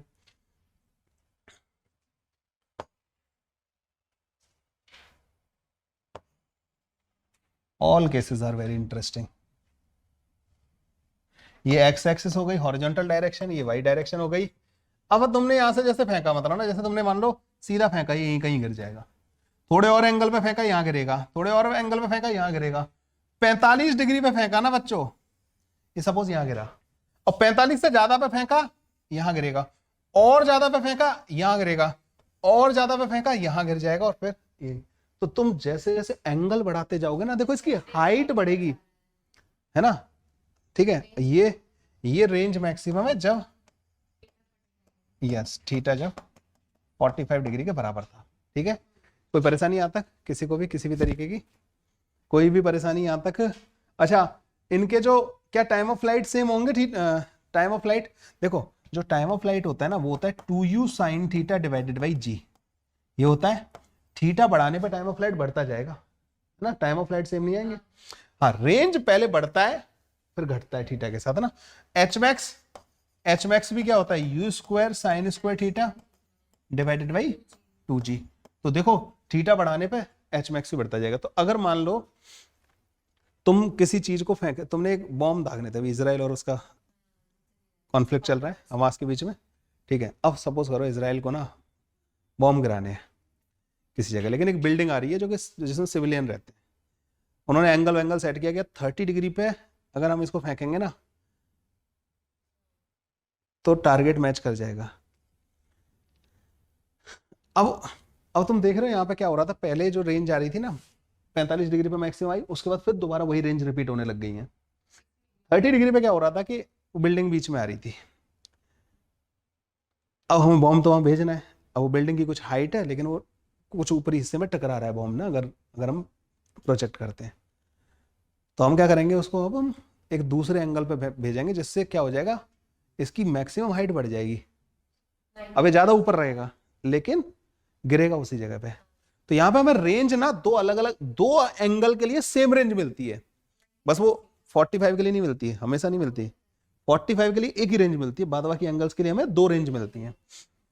तो उनमें क्या रिलेशन होता है जिन दो एंगल में, ये वैसे पॉइंट मैंने पहले बता दिया, मतलब एग्जांपल पहले दे दिया है ना, कॉन्सेप्ट बाद में बता रहा हूँ, यहाँ पे ये गड़बड़ हो गई, वो इसका कॉन्सेप्ट नहीं है, ठीक है, मतलब अभी जो मैं पढ़ाऊंगा उसके बाद आएगा। सो सपोज करो थीटा की वैल्यू जब अल्फा थी ना तो रेंज आई कुछ, उस टाइम पे रेंज कितनी आई आर के बराबर। तो एक और एंगल होता है जब थीटा की वैल्यू बीटा होगी ना तब भी रेंज आर ही आ रही है, तो अल्फा और बीटा में एक रिलेशन होता है इन दोनों में ना, दो अलग अलग एंगल के लिए सेम रेंज मिलती है।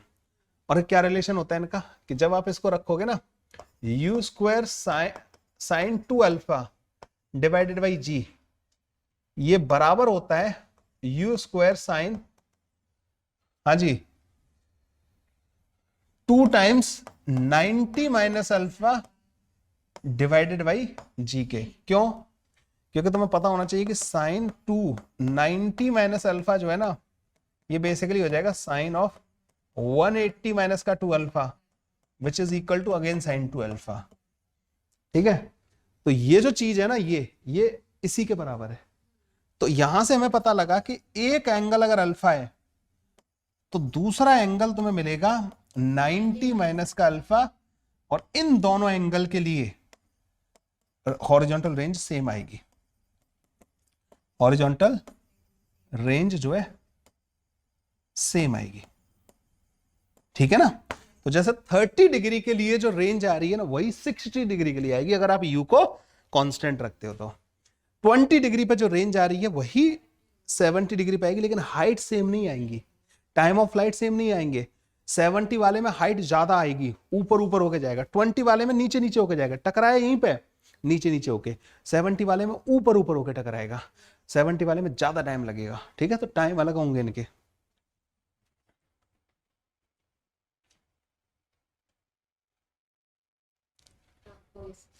है ना, तो अगर मैं इस वाले केस में टाइम ऑफ फ्लाइट को T1 बोलूं और इस वाले में T2 बोलूं, कोई रिलेशन वगैरह होता है क्या इनमें? T1 2u sine alpha divided by g, और T2 क्या आएगा?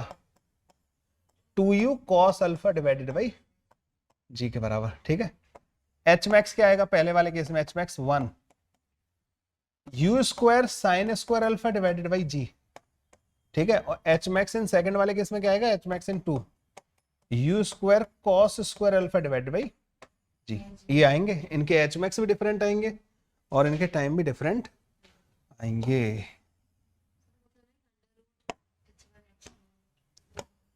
हाँ,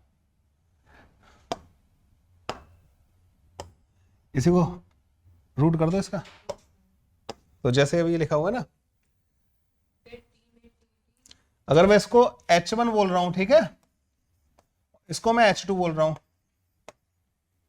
H1 और H2, अगर मैं इन दोनों का प्रोडक्ट कर दूं H1 इंटू H2, मल्टीप्लाई कर दूं मैं इसको, तो U की पावर 4 हो जाएगा sign square alpha cos square alpha divided by, अच्छा यहाँ पे 2g divide by 4 ji square, ये बन गया।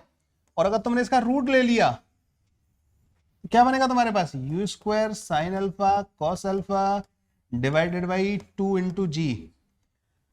अगर मैं ऊपर 2 से मल्टीप्लाई कर दूं और नीचे भी 2 से मल्टीप्लाई कर दूं, तो देखो ये जो फॉर्मूला है ना, रेंज का फॉर्मूला बन जाएगा। और ये नीचे से 4 को इधर ले आना, तो रेंज जो है 4 टाइम्स रूट के अंदर H1 इंटू H2 के बराबर आ जाएगी। लेकिन ये H1 और H2 क्या है? कॉम्प्लीमेंट्री एंगल के लिए ना, यस, दो कॉम्प्लीमेंट्री एंगल के लिए एच मैक्स है ना। एक जैसे 30 डिग्री पे H1 आई, 60 डिग्री पे H2 आई, तो उन दोनों का root into 4 is the range, क्योंकि 30 और 60 पे सेम रेंज आएगी। तो वो रेंज कितनी होगी आप एच मैक्स से पता लगा सकते हो। एक रिलेशन और आता है एच मैक्स और रेंज को बराबर करने वाला, एक ऐसा केस जिसमें मैक्सिमम हाइट और रेंज बराबर हो, उसमें एक थीटा का रिलेशन आता है, वो भी करा देते हैं अभी हम आपको ना, नोट कर लो यहां तक। इतना सारा है ना पढ़ने के लिए इसमें। अब मैं तुम्हें इक्वेशन ऑफ ट्रेजेक्ट्री बता देता हूं, है ना, फिर डीपीपी तब भी सॉल्व कर पाएंगे हम। 10 inverse 4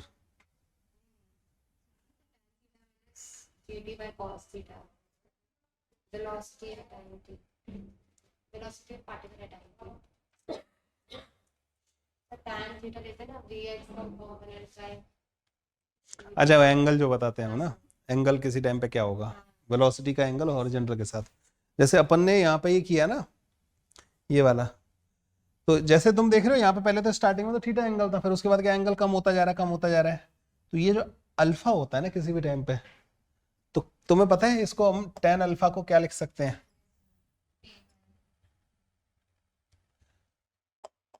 alpha is angle made by velocity vector, angle made by velocity vector with horizontal,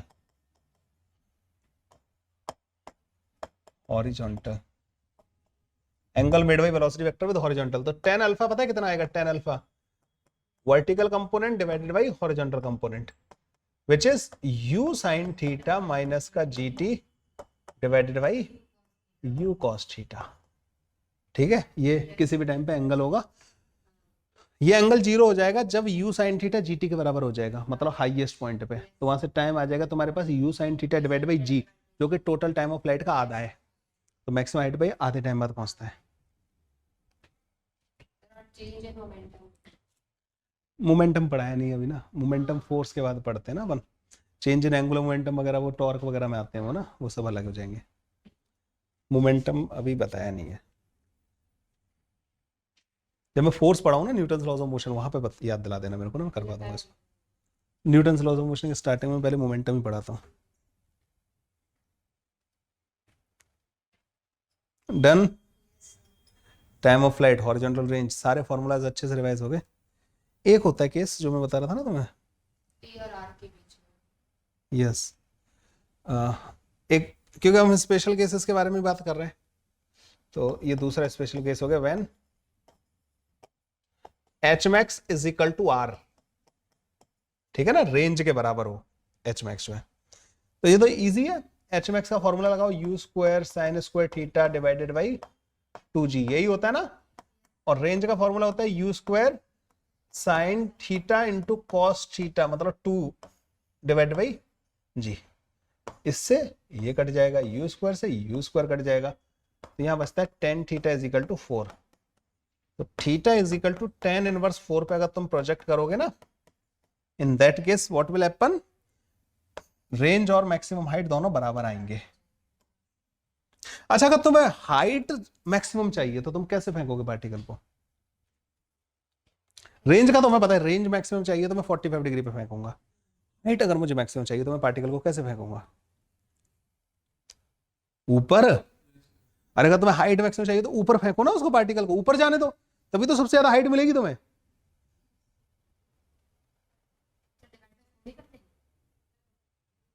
किसको?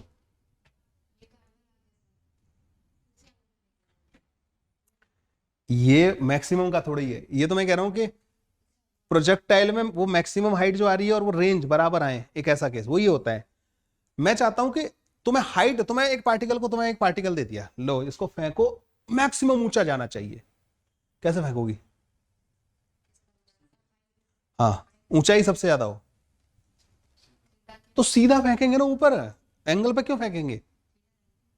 हाँ हाँ, अगर तुम्हें हाइट ज्यादा चाहिए तो फिर तो ऊपर फेंको ना, सारी वेलोसिटी उसको ऊपर की तरफ दो, एंगल में फेंकने में मैक्सिमम हाइट थोड़ी आएगी। ठीक है ना, ओके। ये तुम्हारे इसके छोटे छोटे से केसेस हो गए। 76 इसका आंसर, हाँ ये 76 का रिवाइज आता हुआ। अब एक और छोटा सा कॉन्सेप्ट होता है which is called the equation of trajectory. इसको मैं जनरलाइज करके पढ़ाऊंगा तुम्हें ना, इक्वेशन ऑफ ट्रैजेक्टरी क्या होता है? ये क्या, ये नाम जो लिखा हुआ है क्या है, ये क्या चीज है? ट्रैजेक्टरी क्या होती है? पाथ, रास्ता जो उसने फॉलो किया। पाथ स्पेस में होगा। स्पेस को हम कैसे रिप्रेजेंट करते हैं? एक्स वाई और जेड कोऑर्डिनेट्स से, है ना, मतलब वही एक्स एक्सिस बना देते हैं, वाई एक्सिस बना देते हैं। कोई हॉरिजॉन्टल जा रहा है तो हम उसको एक्स डायरेक्शन में बोल देते हैं, वर्टिकल जा रहा है वाई डायरेक्शन में बोल देते हैं ना। प्रोजेक्टाइल कैसा मोशन है? प्रोजेक्टाइल 3 डायमेंशनल मोशन है, 2 डायमेंशनल। 3 डायमेंशनल मोशन कैसा होता है? 3 डायमेंशनल मोशन कैसा होता होगा? देखो, कोई ऐसे चला, ये वन प्लेन में हो गया, मैंने अभी बताया था ना, ऐसे जाके जैसे हवा चल रही हो ना, ऐसे हवा चल रही हो, तुमने बॉल को फेंका, अब वो बॉल प्लेन में नहीं रहेगी, हवा की वजह से तिरछी जाना ऐसे जा रही थी, लेकिन वो ऐसे जाएगी, गिरेगी, तिरछी गिरेगी। तुम उसको एक प्लेन में ला ही नहीं सकते। यहां से मान लो तुमने बनाया भी तो इधर तिरछी हो जाएगी, ऐसे ऐसे गिरेगी, समझ रहे हो? ये 3 डायमेंशनल मोशन होगा, लेकिन हम 3D मोशन तो पढ़ ही नहीं रहे। तो प्रोजेक्टाइल मोशन कैसा होता है? प्लेन में।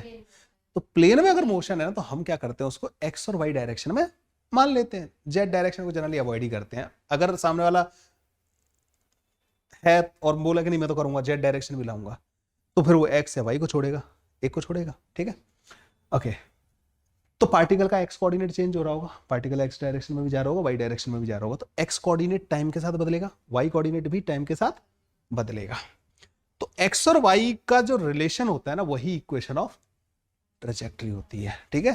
तो एक्स और वाई का रिलेशन, तो इसमें हम क्या करेंगे, इसे ऐसे लिखेंगे, if particle moves in x y plane, particle moves yes in x y plane, तो रिलेशन बिटवीन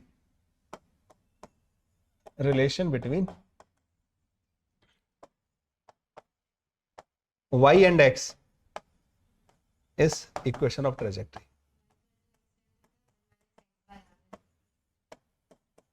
हाँ बिल्कुल सही है। x क्या होता है यहाँ पे, u cos theta into time, y क्या होता है हाफ जी टी स्क्वायर, ठीक है। ये क्या x फंक्शन ऑफ टाइम दे रखा है, y फंक्शन ऑफ टाइम दे रखा है, लेकिन तुम्हें इन दोनों का आपस में रिलेशन पता करना है, तो टाइम को तुम्हें उड़ाना है। टाइम कहां से एलिमिनेट होगा, यहां से उठाएंगे, ई को क्या लिख देंगे, x upon you cos theta, किस में ले जाकर रख देंगे, इसके अंदर, है ना, u sine theta into x y u cos theta, minus का half g x square divide by u square cos square theta. ये समझ में आया यहां तक। तो y कोऑर्डिनेट आ जाएगा, ये जो है ना u तो कट गया, तो x टेन थीटा को बाहर ले लेते हैं हम, 1 माइनस का x upon r, this relation is very very important relation, ठीक है। ये रिलेशन आ जाता है, r is the range here, ये इक्वेशन ऑफ ट्रेजेक्ट्री का रिलेशन आ जाता है, और इससे कंपेयर करके हम बहुत सारे क्वेश्चंस को सॉल्व कर देते हैं। अच्छा, एक और होता है फॉर्मूला छोटा सा, which is called the radius of curvature, याद है, ओके, रेडियस ऑफ कर्वेचर।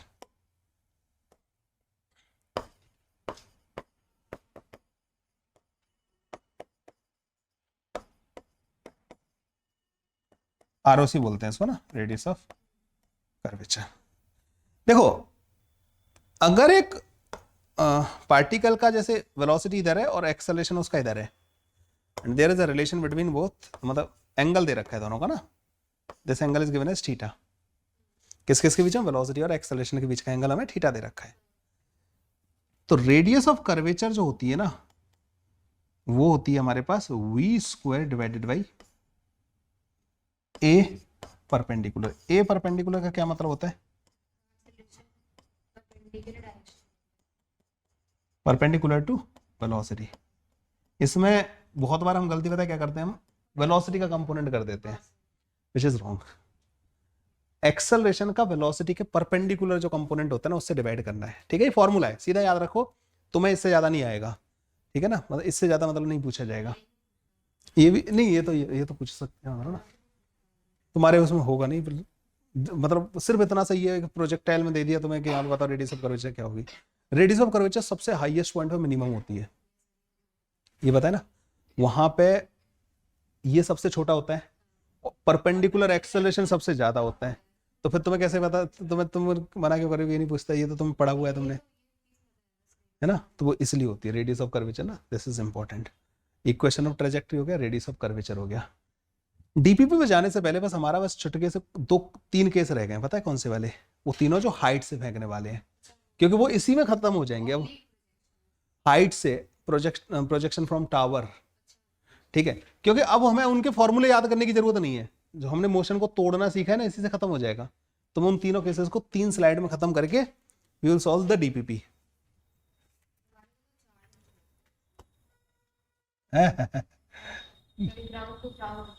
तो वो ग्राउंड टू ग्राउंड तो पढ़ा दिया मैंने तुम्हें। तो प्रोजेक्टाइल फ्रॉम हाइट, नहीं तो अपन को अपने पास टाइम की भी तो कंस्ट्रेंट है। Projectile motion from height,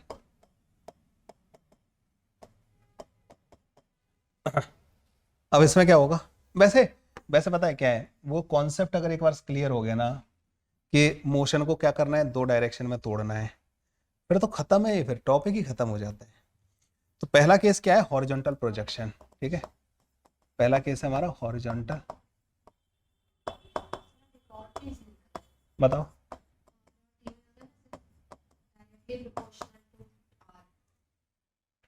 are और टी, एक और कोई रिलेशन होता होगा मतलब ना उसमें, मेरे ख्याल से सेम रेंज आर अगर है फॉर 2 एंगल्स ऑफ प्रोजेक्शन, तो फिर दोनों के टाइम मैंने एच में रिलेशन पता कर दिया था, वो टी में भी फिर आता होगा शायद, वो स्क्वायर स्क्वायर करके आता है, क्या करके आता है? Theta by D cos theta तो tan थीटा आता है, तो इसका कंप्लेंट करते हैं आपकी डीबीपी में मिल मुझे लगता नहीं उसकी जरूरत पड़ेगी, ऐसा कुछ रिजल्ट की जरूरत नहीं पड़ती मेरी डीपीपी सॉल्व करने के लिए, जस्ट रिजल्ट की किसी में भी जरूरत नहीं पड़ती। कौन सा वाला है? और सी आपका अच्छा, तो तुम उसको करो ना, टी जो है मैंने लिखे थे ना, two u sine theta divide by g और two u cos theta divide by g, उनका मल्टीप्लिकेशन कर दो तो वो sine theta into cos theta आ गया, साइन अल्फा और कॉस अल्फा आ गया, और टू यू स्क्वायर आ गया, डायरेक्टली प्रोपोर्शनल टू उनका प्रोडक्ट आ जाएगा, टाइम t1 और t2 का प्रोडक्ट। ओके चलो, अब यहां से जब पार्टिकल को तुम फेंक रहे हो ना, ऐसे करके फेंक रहे हो यू स्पीड से इधर की तरफ, इस पार्टिकल का क्या क्या होगा? एक्सेलरेशन होगा, एक्सेलरेशन किधर की तरफ आएगा? नीचे की तरफ, और कितना आएगा? जी के बराबर। ठीक है, तुम क्या चाहते हो? हॉरिजॉन्टल डायरेक्शन को तो x मानेंगे, वर्टिकल डायरेक्शन को नीचे पॉजिटिव मानना चाहते हो ऊपर? नीचे में होगा तो वैसे तो जनरली ऊपर की तरफ पॉजिटिव कंसीडर किया जाता है, मतलब ना बुक्स वगैरह में जितने फॉर्मूले दे रखे होते हैं ऊपर की तरफ दे रखे होते हैं, ऊपर की तरफ मान के। तो मैं क्या कर रहा हूं, मैं इधर वाली डायरेक्शन को x एक्सिस बोल दे रहा हूं, इधर वाली डायरेक्शन को मैं y एक्सिस बोल दे रहा हूं। ठीक है, किसी को बुरा तो नहीं लगा? तो ये रिलेटेड ना है रिलेटेड डीपीपी कंप्लीट हो जाए आज। हाँ, तो रिलेटिव कल करेंगे। तुम्हारे में इंक्लाइन वाला नहीं पढ़ाते क्या? इंक्लाइन के लॉन्ग प्रोजेक्शन नहीं सर वो नहीं है ना? नहीं, फिर उसको क्यों पढ़ाएंगे? जब है ही नहीं तो क्यों पढ़ाएंगे फालतू में तुम लोग, और बर्डन। जी मेन में तो आता है, अभी आने लगे। कुछ नहीं, break motion into mutually perpendicular direction and solve the problem, बस। इंक्लाइन का लो एक्स मानो, इंक्लाइन का वाई मानो, खत्म। बस एक्सेलरेशन का भी कंपोनेंट कर लेना, वेलोसिटी का इंक्लाइन का लो परपेंडिकुलर, ये लगाओ बस। उसमें एक्स डायरेक्शन में वेलोसिटी कांस्टेंट नहीं रहेगी, फिर ना उसको घुमा लेना, फिर कंपोनेंट करके घुमाओ, खत्म। इसीलिए तो मैं बोल रहा हूँ कि ये बहुत आसान कर देता है, मतलब ना प्रोजेक्टाइल मोशन को। रेक्टिलिनियर के बाद प्रोजेक्टाइल पढ़ना मतलब तुम्हें तोड़ना सीख गए क्या? मैंने कोई बोला कि तुम्हें बहुत रटाया कि ये वाला फॉर्मूला याद रखना है, एच मैक्स का फॉर्मूला याद रखना, टाइम ऑफ फ्लाइट का, मैंने क्या बोला? कोई भी केस हो, जैसे अब ये वाला केस है, अब इस वाले केस में तुम्हें बोला टाइम ऑफ फ्लाइट बताओ, टाइम ऑफ फ्लाइट क्या होगा? क्यों होगा? ये ऐसे करके गिरेगा, ये कैसा कैसा मोशन कर रहा है, इधर और इधर। मुझे ये बताओ कि इस डायरेक्शन का मोशन कैसा है इसका? इस डायरेक्शन में ऐसा है कि मैंने यू स्पीड दे रखी है, और इस डायरेक्शन में मोशन कैसा है? वाई डायरेक्शन में रिलीज कर दिया है। जैसे क्या वर्टिकल डायरेक्शन में वेलोसिटी है कुछ वर्टिकल डायरेक्शन में? तो ये एक तरीके से ऐसा लग रहा है कि अगर तुम इसको भूल जाओ, इधर की तरफ वेलोसिटी नहीं दे रखी होती, सुनो चारों के चारों, इधर की तरफ कोई वेलोसिटी नहीं दे रखी होती सपोज, तो ये कैसे आता? सीधा गिरता नहीं गिरता? यस सर इस डायरेक्शन का मोशन कैसा होता है? जैसे एक पार्टिकल को छोड़ दिया हो, फ्री फॉल। तो मुझे बताओ कि अगर किसी चीज को तुम एच हाइट से छोड़ते हो तो उसको जमीन तक आने में कितना टाइम लगता है? काम खत्म। ये टाइम ऑफ फ्लाइट होगा। So the time of flight इस केस में जो आएगा ना, capital T, that comes out to be root के अंदर 2h। ठीक है, ओके। अच्छा, ये जमीन पे पहुंचा इतने टाइम में, उतने टाइम में जो इसने हॉरिजॉन्टल जो डिस्टेंस कवर की होती है ना, उसको हम बोलते हैं रेंज। तो रेंज क्या आएगी? रेंज क्या है? Horizontal displacement. हॉरिजॉन्टल डायरेक्शन में किससे जा रहा है? यू वेलोसिटी से। तो रेंज किसके बराबर आ जाएगी? Horizontal velocity into time of flight. तो रेंज जो आएगी ना इसकी, वो u इनटू रूट के अंदर 2h बाई जी के बराबर आ जाएगी। और क्या पूछते हैं इसमें हम? वेलोसिटी ऑफ स्ट्राइक यहां पे, तो इधर तो u रहेगी, इधर रूट के अंदर 2gh होगी। क्यों आया रूट के अंदर 2gh? भाई अगर तुम किसी चीज को एच हाइट से छोड़ते हो ना, तो जमीन पे पहुंचता है तो उसकी वेलोसिटी कितनी आ जाती है? वाई डायरेक्शन है, रूट के अंदर 2g। तो ये सारे फंडे किसके लग रहे हैं? उधर जो पड़ा है रेक्टिलिनियर के ना। तो v at the time of strike को हम लिखेंगे रूट के अंदर u स्क्वायर प्लस का 2gh। अच्छा ठीक है, ओके, ये लो जी, बस थ्योरी खत्म होने वाली है हमारी ना, बस हम वही थ्योरी उसी बस वही उसके बाद खत्म होने वाली है। हॉरिजॉन्टल प्रोजेक्शन हो गया और एट एन एंगल हो गया। वैसे तो पीछे पड़ा है ना, उससे वो खत्म हो जाएगा, लेकिन फिर भी एक बार कवर कर देते हैं उसको ना। तो केस 2 केस 3 की जरूरत ही नहीं पड़ेगी अपन को, नीचे की तरफ जो फेंकते हैं ना वो उसी में आ जाएगा। सो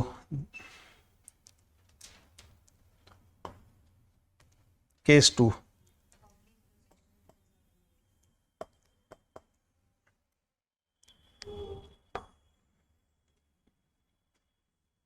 ये हो गया हाइट और यहां से हमने फेंक दिया फ्लाइट,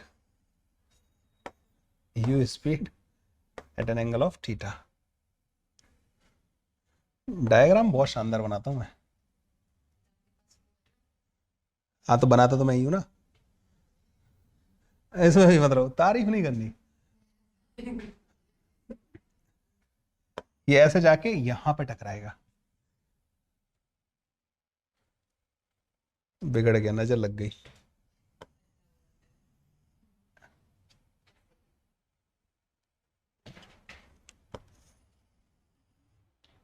यहां पे आगे बिगड़ रहा है, पता है? नहीं नहीं, वो फिर इरेज नहीं होता इसमें, वहीं जाके खराब हो रहा है। ठीक है, कोई बात नहीं, है ना? ओके, यहां पे क्या होगा, ये जो है ये रेंज हो गई इसकी, ये रेंज कहलाएगा। जमीन पे टकराने का टाइम, अच्छा ये हाइट h के बराबर दे रखी है मान लो ना। अब इसका हाइट वगैरह कैसे पता करोगे, ये एंगल थीटा दे रखा है। टाइम कैसे पता करोगे इसका, मान लो अच्छा ये क्वेश्चन है ना, फॉर्मूला बहुत गंदा होता है, लेकिन जब तुम्हें क्वेश्चन दिया जाएगा ना तो उसका डेटा से बहुत आसानी से हो जाता है, लेकिन उसके लिए भी आपको कॉन्सेप्ट पता होना चाहिए। अभी भी इसका वर्टिकल डायरेक्शन में पता है मोशन कैसा हो रहा है। अब इसको तुम मोशन को तोड़ो, एक तो ऐसे समझो कि तुमने ऊपर से ना टावर है ये, यहां से तुमने कोई चीज ऊपर फेंकी होती, वो ऊपर जाएगी और नीचे गिर जाएगी जमीन पे। ये तो हो गया, यहां से चली, सोनाली ध्यान दो इधर, यहां से चली ऐसे गई और फिर नीचे जमीन पे गिर गई, ये तो वर्टिकल डायरेक्शन में मोशन हो रहा है। और बस तुमने क्या कर दिया, उसको हॉरिजॉन्टल डायरेक्शन वेलोसिटी दे दी, जिसकी वजह से भी ये लाइन में नहीं रहेगी। ठीक है, अगर ऊपर जाते जाते इधर शिफ्ट होने लगेगी, ऐसे गिर जाएगी, तो इधर वाला मोशन तो इंडिपेंडेंट होगा ना इस वाले से। तो बस इसको ऐसा समझो कि तुमने यहां से कोई चीज ऊपर फेंकी होती और ये नीचे गिरी होती। तो वाई डायरेक्शन में अब तुम्हें इसका क्या पता करना है, टाइम ऑफ फ्लाइट। तो वो टाइम जिस टाइम तक ये हवा में है उसको बोलते हैं हम टाइम ऑफ फ्लाइट। तो मुझे ये बताओ कि हवा में यहां से चली और यहां पहुंच गई, तो डिस्प्लेसमेंट कितना हो जाएगा इसका वाई डायरेक्शन में, माइनस का h के बराबर। उस टाइम को हम बोलते हैं टाइम ऑफ फ्लाइट। तो बस फॉर्मूला वही लगा दो, डिस्प्लेसमेंट इन वाई डायरेक्शन, तो minus h is equal to u sine theta into t minus का हाफ जी टी स्क्वायर। ये क्वाड्रेटिक इक्वेशन आएगी, यहां से टाइम कैलकुलेट कर लेना। मैं इसको मतलब कल जो डेरिवेशन कराया था ना इसका, u अपॉन जी ब्रैकेट के अंदर कुछ आया था, उसमें बस u की जगह ui रख देना, बस सेम ही है। हाँ हाँ वही वाला। ओके, ये हो गया। और क्या पूछते हैं, रेंज। तो इसकी रेंज कितनी आएगी, ये वाली, u cos theta into T के बराबर। और तीसरा वेलोसिटी ऑफ स्ट्राइक। हाँ, अब ये स्ट्राइक कैसे कैलकुलेट करेंगे, ये तो u cos थीटा रहेगा, ये कितना होगा, u square sine square theta plus का 2 इंटू जी इंटू एच प्लस का, इसका पता क्या होगा, एक ही जगह तुम माइनस जी रखोगी और डिस्प्लेसमेंट की जगह माइनस एच रखोगी, तो वी स्ट्राइक पता है अभी भी पता है क्या आएगी, रूट के अंदर यू स्क्वायर प्लस 2gh। इसमें एक और इंपॉर्टेंट रिजल्ट निकल आता है, अगर तुम u स्पीड से किसी भी एंगल पे फेंको, स्पीड जिस स्पीड से वो जमीन पे टकराएगा वो सेम होगी।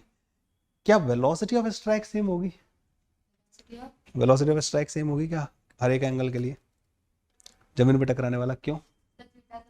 यस, वेलोसिटी का एंगल अलग होगा, तो वेलोसिटी अलग अलग एंगल पे टकराएगा, लेकिन स्पीड सेम आएगी, मैग्नीट्यूड विल बी सेम, ठीक है ना। वो वेलोसिटी देखोगे ना तो थीटा पे डिपेंड कर रही है, हॉरिजॉन्टल कंपोनेंट, वर्टिकल कंपोनेंट, लेकिन स्पीड जो होगी ना, स्पीड होती है मैग्नीट्यूड ऑफ द वेलोसिटी, वो सेम आएगा। So this theory part is over, let's solve numericals. तो ये डीपीपी है जो हम सॉल्व करेंगे अभी, ठीक है।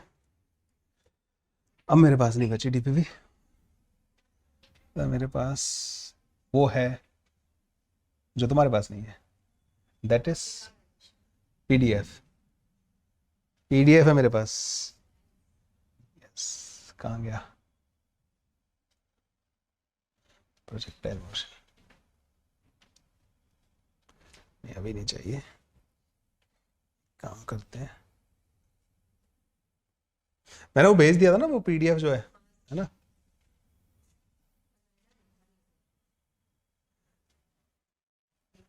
अब अपनी स्पीड अच्छी हो गई ना, एक दिन में एक टॉपिक उड़ा दिया अपन ने ना, उड़ाया नहीं, पढ़ाया।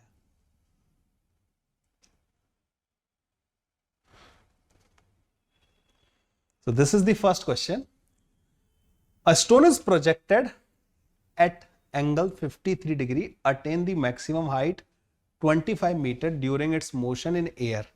Then its distance from the point of projection where it will fall. मतलब क्या दे रखा है, क्या पूछा है इन्होंने, जल्दी जल्दी पढ़। आर पूछा है, रेंज पूछा है ना, क्या दिया है एच मैक्स, और क्या दिया है थीटा। नीट जैसा ही क्वेश्चन है, इसको मैं बंद कराऊंगा पर ये चिपक नहीं रहा है।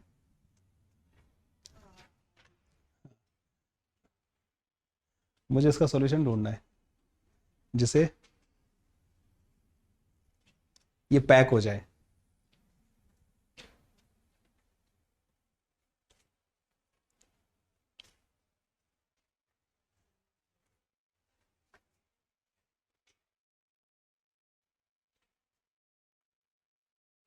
बताओ भाई क्या आ रहा है इसका आंसर।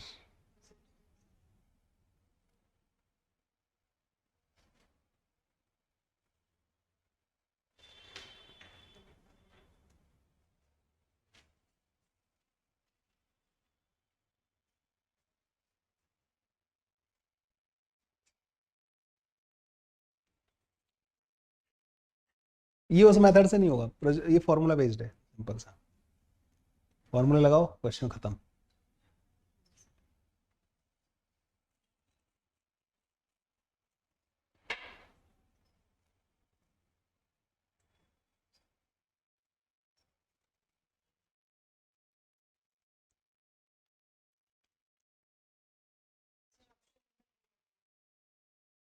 पता नहीं मुझे, ए आ रहा है क्या, क्या आ रहा है तुम लोगों का। अबे तो फॉर्मूला याद तो, एच मैक्स का फॉर्मूला क्या होता है, एच मैक्स का फॉर्मूला होता है u square sine square theta, बोल दक्ष मेरे साथ साथ, u square sine square theta divide by 2g। Time of flight का फॉर्मूला क्या होता है, 2u, बोल जल्दी, 2u sine theta divided by g. कंजूसी नहीं करनी हमें चीजों को याद रखने में। रेंज का फॉर्मूला क्या होता है, हाँ, u square sine 2 theta divide by g. Okay, ये हो गए हमारे फॉर्मूलाज सारे।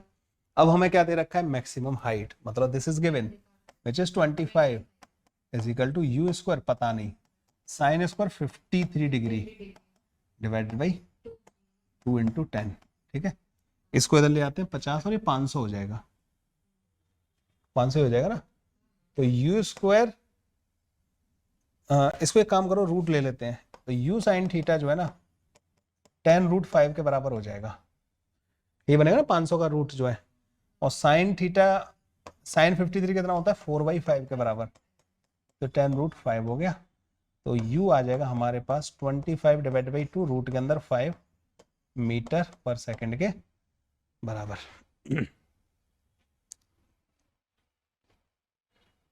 u is equal to 25/2 root के अंदर 5 मीटर पर सेकंड। अब हमें क्या पता करना है, टाइम ऑफ, हाँ, तो टाइम ऑफ लाइट क्या आएगा, 2u sine theta divide by g. तो 2 इंटू साइन थीटा मतलब 25 डिवाइड नहीं 2u डिवाइड बाई 2 रूट के अंदर 5 साइन थीटा साइन 53 कितना है 4 बाई डिवाइड बाई 10 5 से 5 बार 10 से ये कट जाएगा तो 2√5 आ रहा होगा टाइम ना 2√5 सेकेंड। तो रेंज कितना आएगा? रेंज का फॉर्मूला एक और होता है ux इंटू टी मतलब r is equal to u cos theta into time of flight which is 2√5। u आ जाएगा हमारे पास 25/2√5 अब वो दे रखा था 25 डिवाइडेड बाई 2√5 और ये होता है cos 53 3/5 होता है 2√5 उड़ा दो। इतना गंदा गया है ये वाला है सारे फॉर्मूले लगवा दिए इसने। हाँ सही है तुम्हारा बिल्कुल। So this answer goes to Yukta. Now happy? मतलब देख रहे हो एक क्वेश्चन ने पता क्या कर दिया सारे फॉर्मूले लगवा दिए। यही क्वेश्चन यही जेई वाले क्वेश्चन की दम वो होती है पावन ये उधर से उठाया है। अच्छा अगला क्वेश्चन कोई और तरीका इसका आसान सा डिस्टेंस और क्या कर सकते हैं हम इसको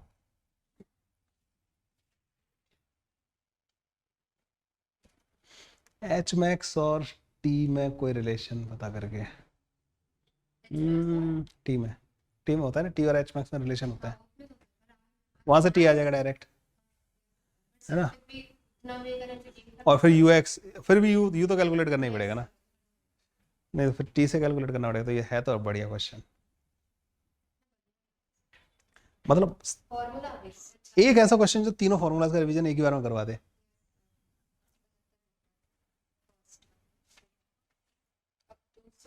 सेकंड क्वेश्चन वाह A particle is projected with a speed of 10 meter per second at an angle of 60 degree with the horizontal, then time after which the speed becomes half of initial. मैं करूंगी sir.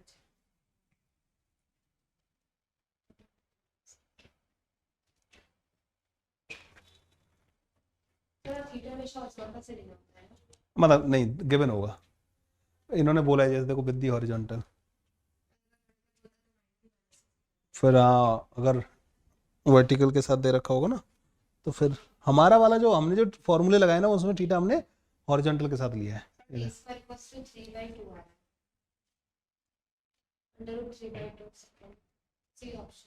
C option आ रहा है पक्का।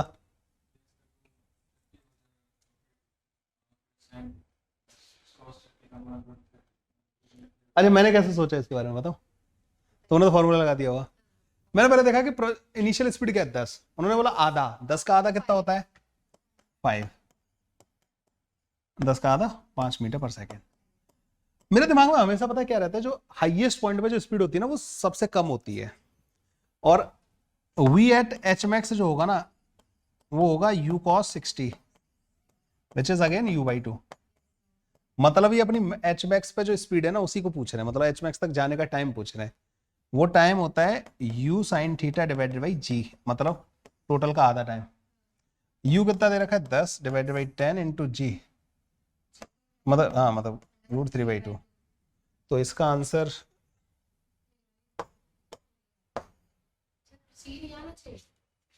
D आ रहा है। क्या इसका answer लगाया नहीं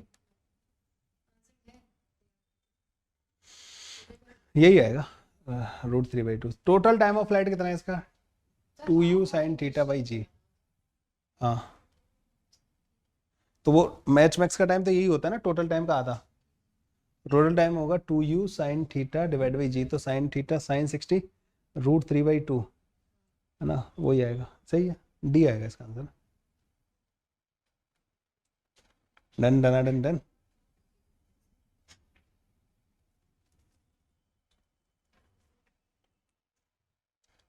क्वेश्चंस अच्छे हैं ना इसके तो डीपीवी के। ओए हीरो सही है ना। हाँ third question the velocity at the maximum height of the particle is half of its initial velocity u it's range on the horizontal plane is. एक एक लाइन, दो दो लाइन के क्वेश्चन है, लेकिन ये वाला अच्छा क्वेश्चन है।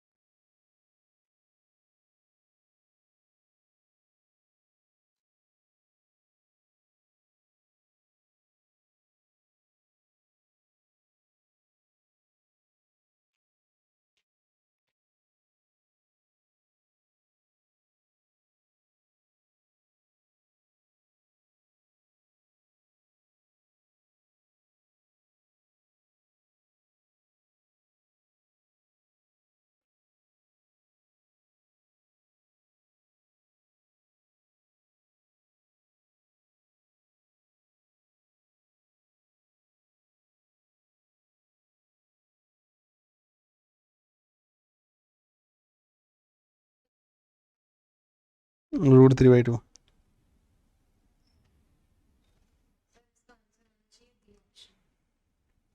मैंने पहले बोला BH1 C/2 है, यानी कि इसका थीटा होगा। उसके बाद R का यूज करते हैं 0/g। मैंने फॉर्मूला पुट कर दिया, शायद ऐसे ही होना चाहिए सर। देखो मैक्सिमम हाइट पे जो स्पीड होती है ना वो u cos थीटा के बराबर होती है, और इन्होंने बोला है उसको u/2 के बराबर, मतलब थीटा cos थीटा जो है 1/2 के बराबर आ गया, मतलब थीटा हमारे पास 60 डिग्री के बराबर आ गया, है ना। पहला काम तो ये हो गया। ओके, तो फिर तो हॉरिजॉन्टल रेंज ही तो पूछिए। R is equal to yes u² 2 sin 60 cos 60 upon हिसाब से आंसर ऑप्शन ए पे तो लगा सकते हैं ना, उसके हिसाब से भी ऑप्शन ही आए। √3 आ रहा है ना उसमें, √3 u का स्क्वायर डिवाइड बाई 2g, 2 भी बच रहा होगा ना, √3 u square divide by 2g। Yes yes, this is the correct. ठीक है, तो ये हमारा थर्ड क्वेश्चन हो गया, जो कि ठीक है। ये easy था।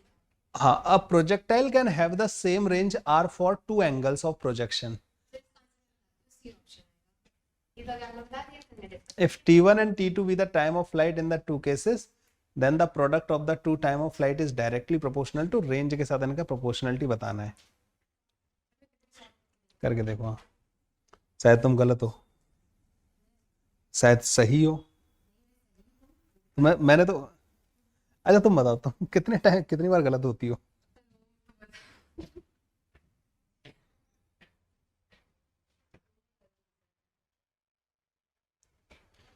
आप मत करिए, मैं करती हूँ।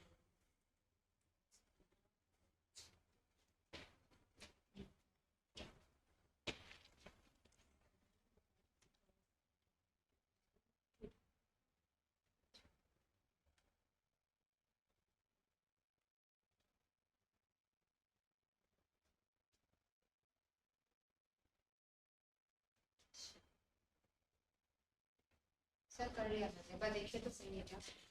बताओ, वही किया होगा तुमने, फॉर्मूला लगा दिया, सही तो है। देखो भाई, एक एंगल अल्फा होगा, दूसरा 90 माइनस का अल्फा होता है, यही होते हैं ना जिनके लिए रेंज सेम आती है। तो t1 आएगा 2u sin alpha divided by g, और t2 आएगा 2u cos alpha divided by g के बराबर। साइन 90 माइनस अल्फा रखोगे cos अल्फा हो जाएगा।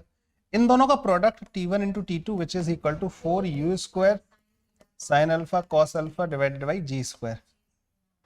एक काम करना, g को एक अलग कर लेना, एक अलग कर लेना, इसको 2 को अलग कर लेना, इस 2 को अलग कर लेना, तो ये 2 times r divide by g के बराबर आ जाएगा।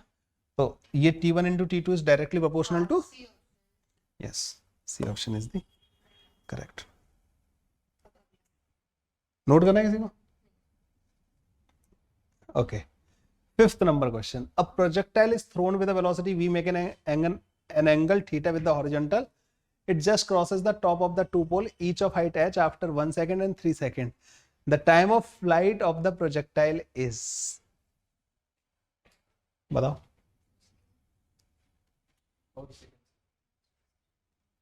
यार सही बोला कैसे किया? ये इसने, अभी अभी चुप रहे, गलत भी हो सकता है, मैं तो बस तारीफ कर दिया हूँ उसकी, मुझे नहीं पता, मैंने सॉल्व थोड़ी किया। जब मैं सॉल्व नहीं करता तो मैं गलत को भी सही बोल देता हूँ। 4 सेकंड ही होना चाहिए क्यों होना चाहिए 4 सेकंड? सर। हाँ बताती हूँ, 1 सेकंड है और 3 सेकंड है, राइट? हाँ, तो अब वो तुम तो आंसर को सेट करने की कोशिश करिए, इसका आंसर है 6। हाँ हाँ, 4 भी हो सकता है। वो भी हुआ। हाँ भाई दक्ष, क्या होना चाहिए इसका आंसर? बना के दे जल्दी।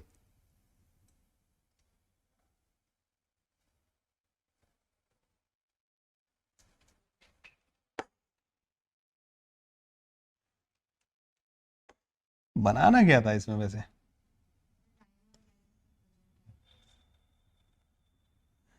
इतना लल्लू का, T1 plus T2 नहीं कर देंगे? इतना लल्लू क्वेश्चन है ये। एक बात बताओ, यहाँ पे t इक्वल टू 1 सेकंड पे पहुंच रहा है, यहाँ पर यहाँ t इक्वल टू 3 सेकंड पे पहुंच रहा है, ठीक है, दोनों की हाइट सेम है, मतलब यहाँ से यहाँ तक का टाइम और यहाँ से यहाँ तक का टाइम बराबर होगा ही नहीं होगा? तो यहाँ से यहाँ तक का 3 सेकंड और यहाँ से यहाँ तक का 1 सेकंड, तो 4 सेकंड होगा ना। अपने आप पे डाउट क्यों करते हो? Is the answer. इजी। तू क्या कर रहा था कैलकुलेशन? ये डायग्राम बनाना था बस, खत्म था क्वेश्चन जो है ना। ओके, अगला question. An arrow is shot in the air. Its time of flight is 5 seconds and horizontal range is 200 meter. The inclination of the arrow with the horizontal is, arrow का inclination with the horizontal आप लोगों को बताना है।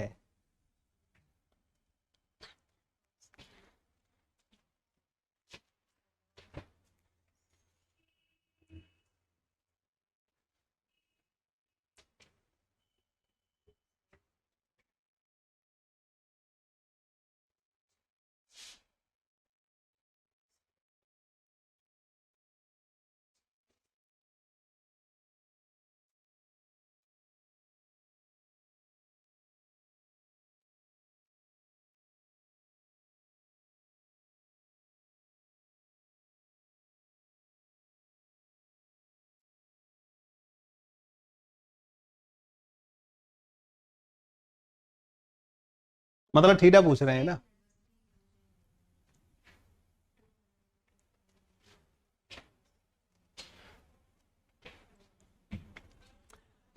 Sir first option. वैसे नहीं करना जैसे क्वेश्चन तुमसे करवाना चाहता है। First option. क्वेश्चन तुम्हें गोल गोल घुमाना चाहता है। क्या करना है? दिमाग लगाना है। आगे पक्का? पक्का लॉक किया जाए? हाँ भाई, हाँ जी, पहला। ओके, देखो इसमें इन्होंने टाइम दिया तो टाइम का फॉर्मूला होता है 2u sin theta divided by g के बराबर, ये होता है। और इसको इन्होंने 5 के बराबर दिया, तो मतलब u sin थीटा की वैल्यू कितनी आ जाएगी? 25 मीटर पर सेकंड के बराबर।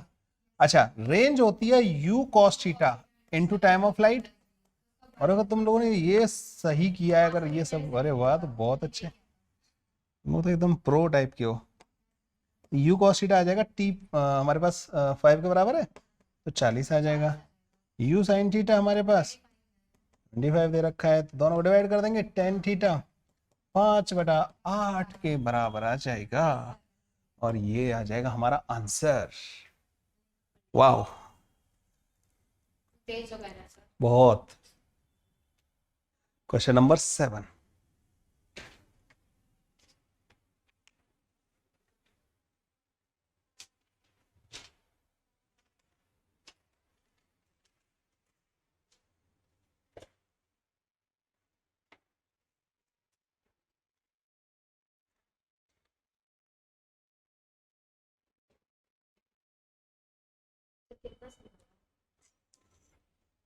समय हो रहा है पूरे 5:59। 59 में 34। 5:59।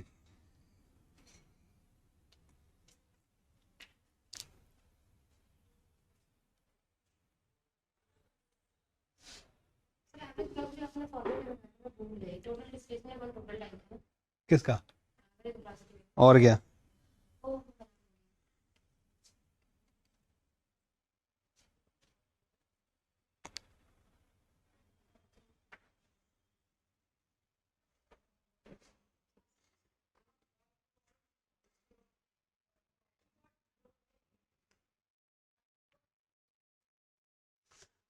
एग्जाम हॉल में ना मेरा होना जरूरी है तुम्हारे क्वेश्चन बनाने के लिए। सर आपने वो फॉर्मूला बताया था ना, अरे सर एक मिनट, ये क्वेश्चन है मैं बना लूंगी, बस आप फॉर्मूला बताओ फिर मैं आ रहा हूँ। अच्छा ये हाँ तो मैं बना लूंगी। सर बस 1 मिनट ठहर जाएंगे। कौन सा आ गया तेरा? अब मजा आ रहा है आजकल तो फिजिक्स में। पढ़ाई वढ़ाई करना चालू कर दिया तूने घर पे थोड़ी बहुत? कर रहा है नहीं कर रहा है? तो देखता है नोट्स, नोट्स तो बनाते ही नहीं है तो देखेगा कहाँ से? तो घर पे जाके बनाता है ना ढंग से उसको।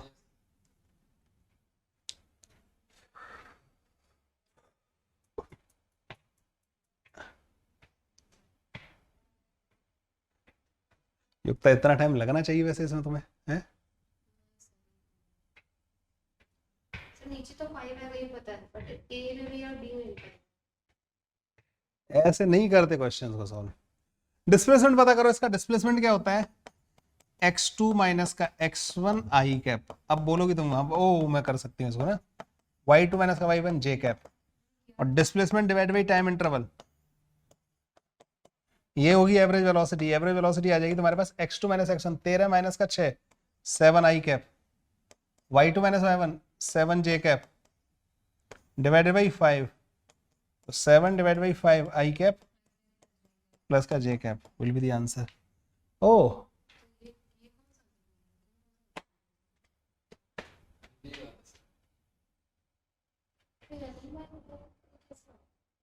नहीं एक मिनट ना, ये क्वेश्चन ओ नहीं नहीं ये t इक्वल टू 0 पे कोऑर्डिनेट ये है और t इक्वल टू 5 पे ये है, ये t इक्वल टू 2 पे, तो हमें ये नहीं चाहिए।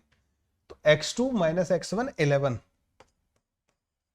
ठीक है, और ये भी 11, तो 11/5 ये आएगा, डी आंसर आएगा। ठीक है, डी आंसर आएगा इसका 11/5 आई कैप प्लस जे कैप के बराबर। Sir 1 minute. डिस्प्लेसमेंट नहीं लिख पाई हो पता है तुम इसमें, जो कि फाइनल कोऑर्डिनेट बताते थे ना, इनिशियल वाले बताते। डिस्प्लेसमेंट हमारी की गई सारी मेहनत तुम्हें पता थी, जो कि बर्बाद हो गई आज, ये भी तुम्हें पता है। आगे बढ़े। अष्टम प्रश्नम, 8वां प्रश्न। The x and y coordinate of a particle at any time are, x coordinate given है, y coordinate given है, x and y are the meter in meter this, the acceleration of the particle at t equal to 2 second। अच्छा ये ध्यान रखना कि ये भी हम x और y डायरेक्शन में जैसे हमने प्रोजेक्टाइल मोशन को तोड़ के किया वैसे ही कर रहे हैं इसको ना।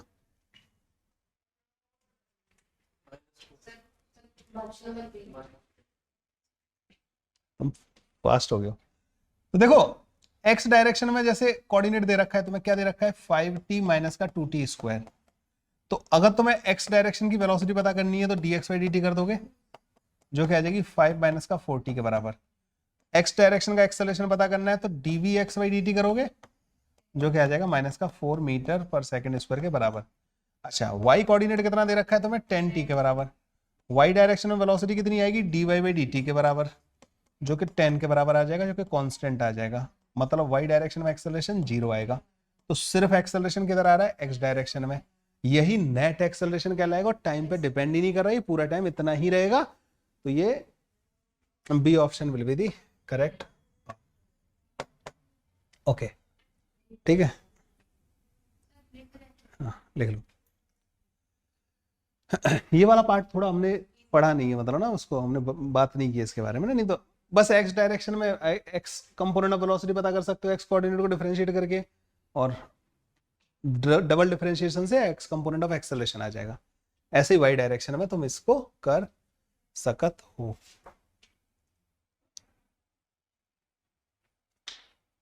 सर 9 नंबर का डी आएगा, क्योंकि ये cos ओमेगा टी और sin ओमेगा टी, इसका फेज डिफरेंस π/2 होता है। कौन सा वाले का? नंबर 9 का ऑप्शन नंबर डी आना चाहिए। हाँ डी आना पक्का। The velocity of the particle is, position vector दे रखा है और वेलोसिटी के बारे में पूछ रहे हैं तुमसे ना, इसका डिफरेंशिएशन करते बस डिफरेंशिएशन करना आता है इसका। v वेक्टर जो आएगा dr/dt, this comes out to be minus का a omega sin omega t i क्या, इसमें चेन रूल लग गया, चेन रूल से कहा था ना, हाँ, प्लस का a omega cos omega T. ये सब पढ़ा है बच्चों मैंने ना, इसके भी लेक्चर अपलोड कर रखे हैं यूट्यूब चैनल पे ना। डिफरेंशिएशन का, वेक्टर का, इंटीग्रेशन का नहीं किया, इंटीग्रेशन का नहीं किया हमने लेक्चर अपलोड, नहीं इंटीग्रेशन का नहीं है। रेक्टिलिनियर का पहला वाला है और दूसरा भी हो जाएगा, ठीक है। अभी आ गया, देखो आर वेक्टर का डॉट प्रोडक्ट करके देखो बी के साथ। जब तुम डॉट प्रोडक्ट करोगे ना तो ये माइनस का a square omega cos omega t sine omega t, और ये a square omega cos omega t sine omega t, और ये इक्वल टू आ जाएगा 0, ठीक है। मतलब आर और बी एक दूसरे के परपेंडिकुलर है, perpendicular to position vector, D option is the correct option. 10th number बताओ, ये बहुत अच्छा क्वेश्चन है, क्लास में मैं भी तो क्लास में करा रहा हूं। मैं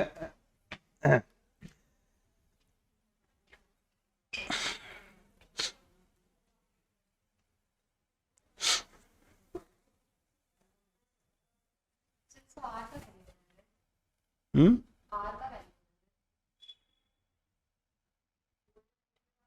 हाँ 100 मीटर दूर है ना टारगेट, इसको हिट करवाना है।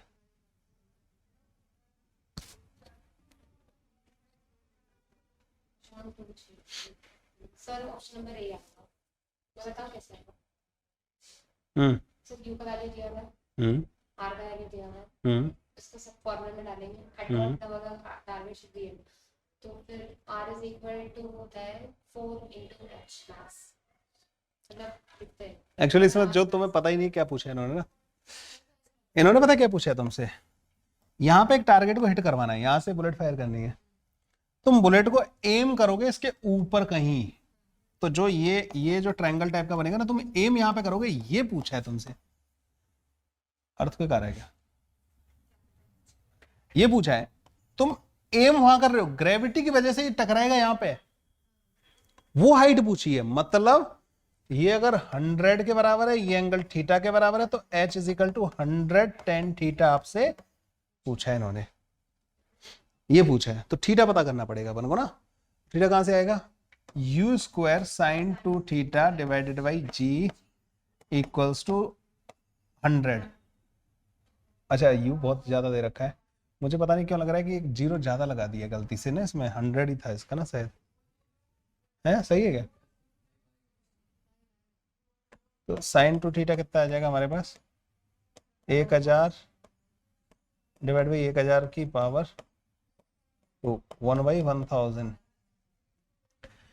अब ये बहुत छोटी वैल्यू है, मतलब ये थीटा बहुत छोटा रहा होगा, मतलब साइन को हटा सकते हैं, तो ये आ जाएगा 2 थीटा आ जाएगा तुम्हारे पास 1/1000 के बराबर, तो थीटा आ जाएगा तुम्हारे पास 1/2000 के बराबर, ठीक है। तो अब h आ जाएगा, अच्छा क्योंकि थीटा छोटा है तो इसको हम 100 इंटू थीटा भी लिख सकते हैं, 100 इंटू थीटा। मैं नीट के बच्चों को पढ़ा रहा हूँ, किसको पढ़ा रहा हूँ, IIT वालों को पढ़ा रहा हूँ क्या, तुम इतना फास्ट कैसे हो गए,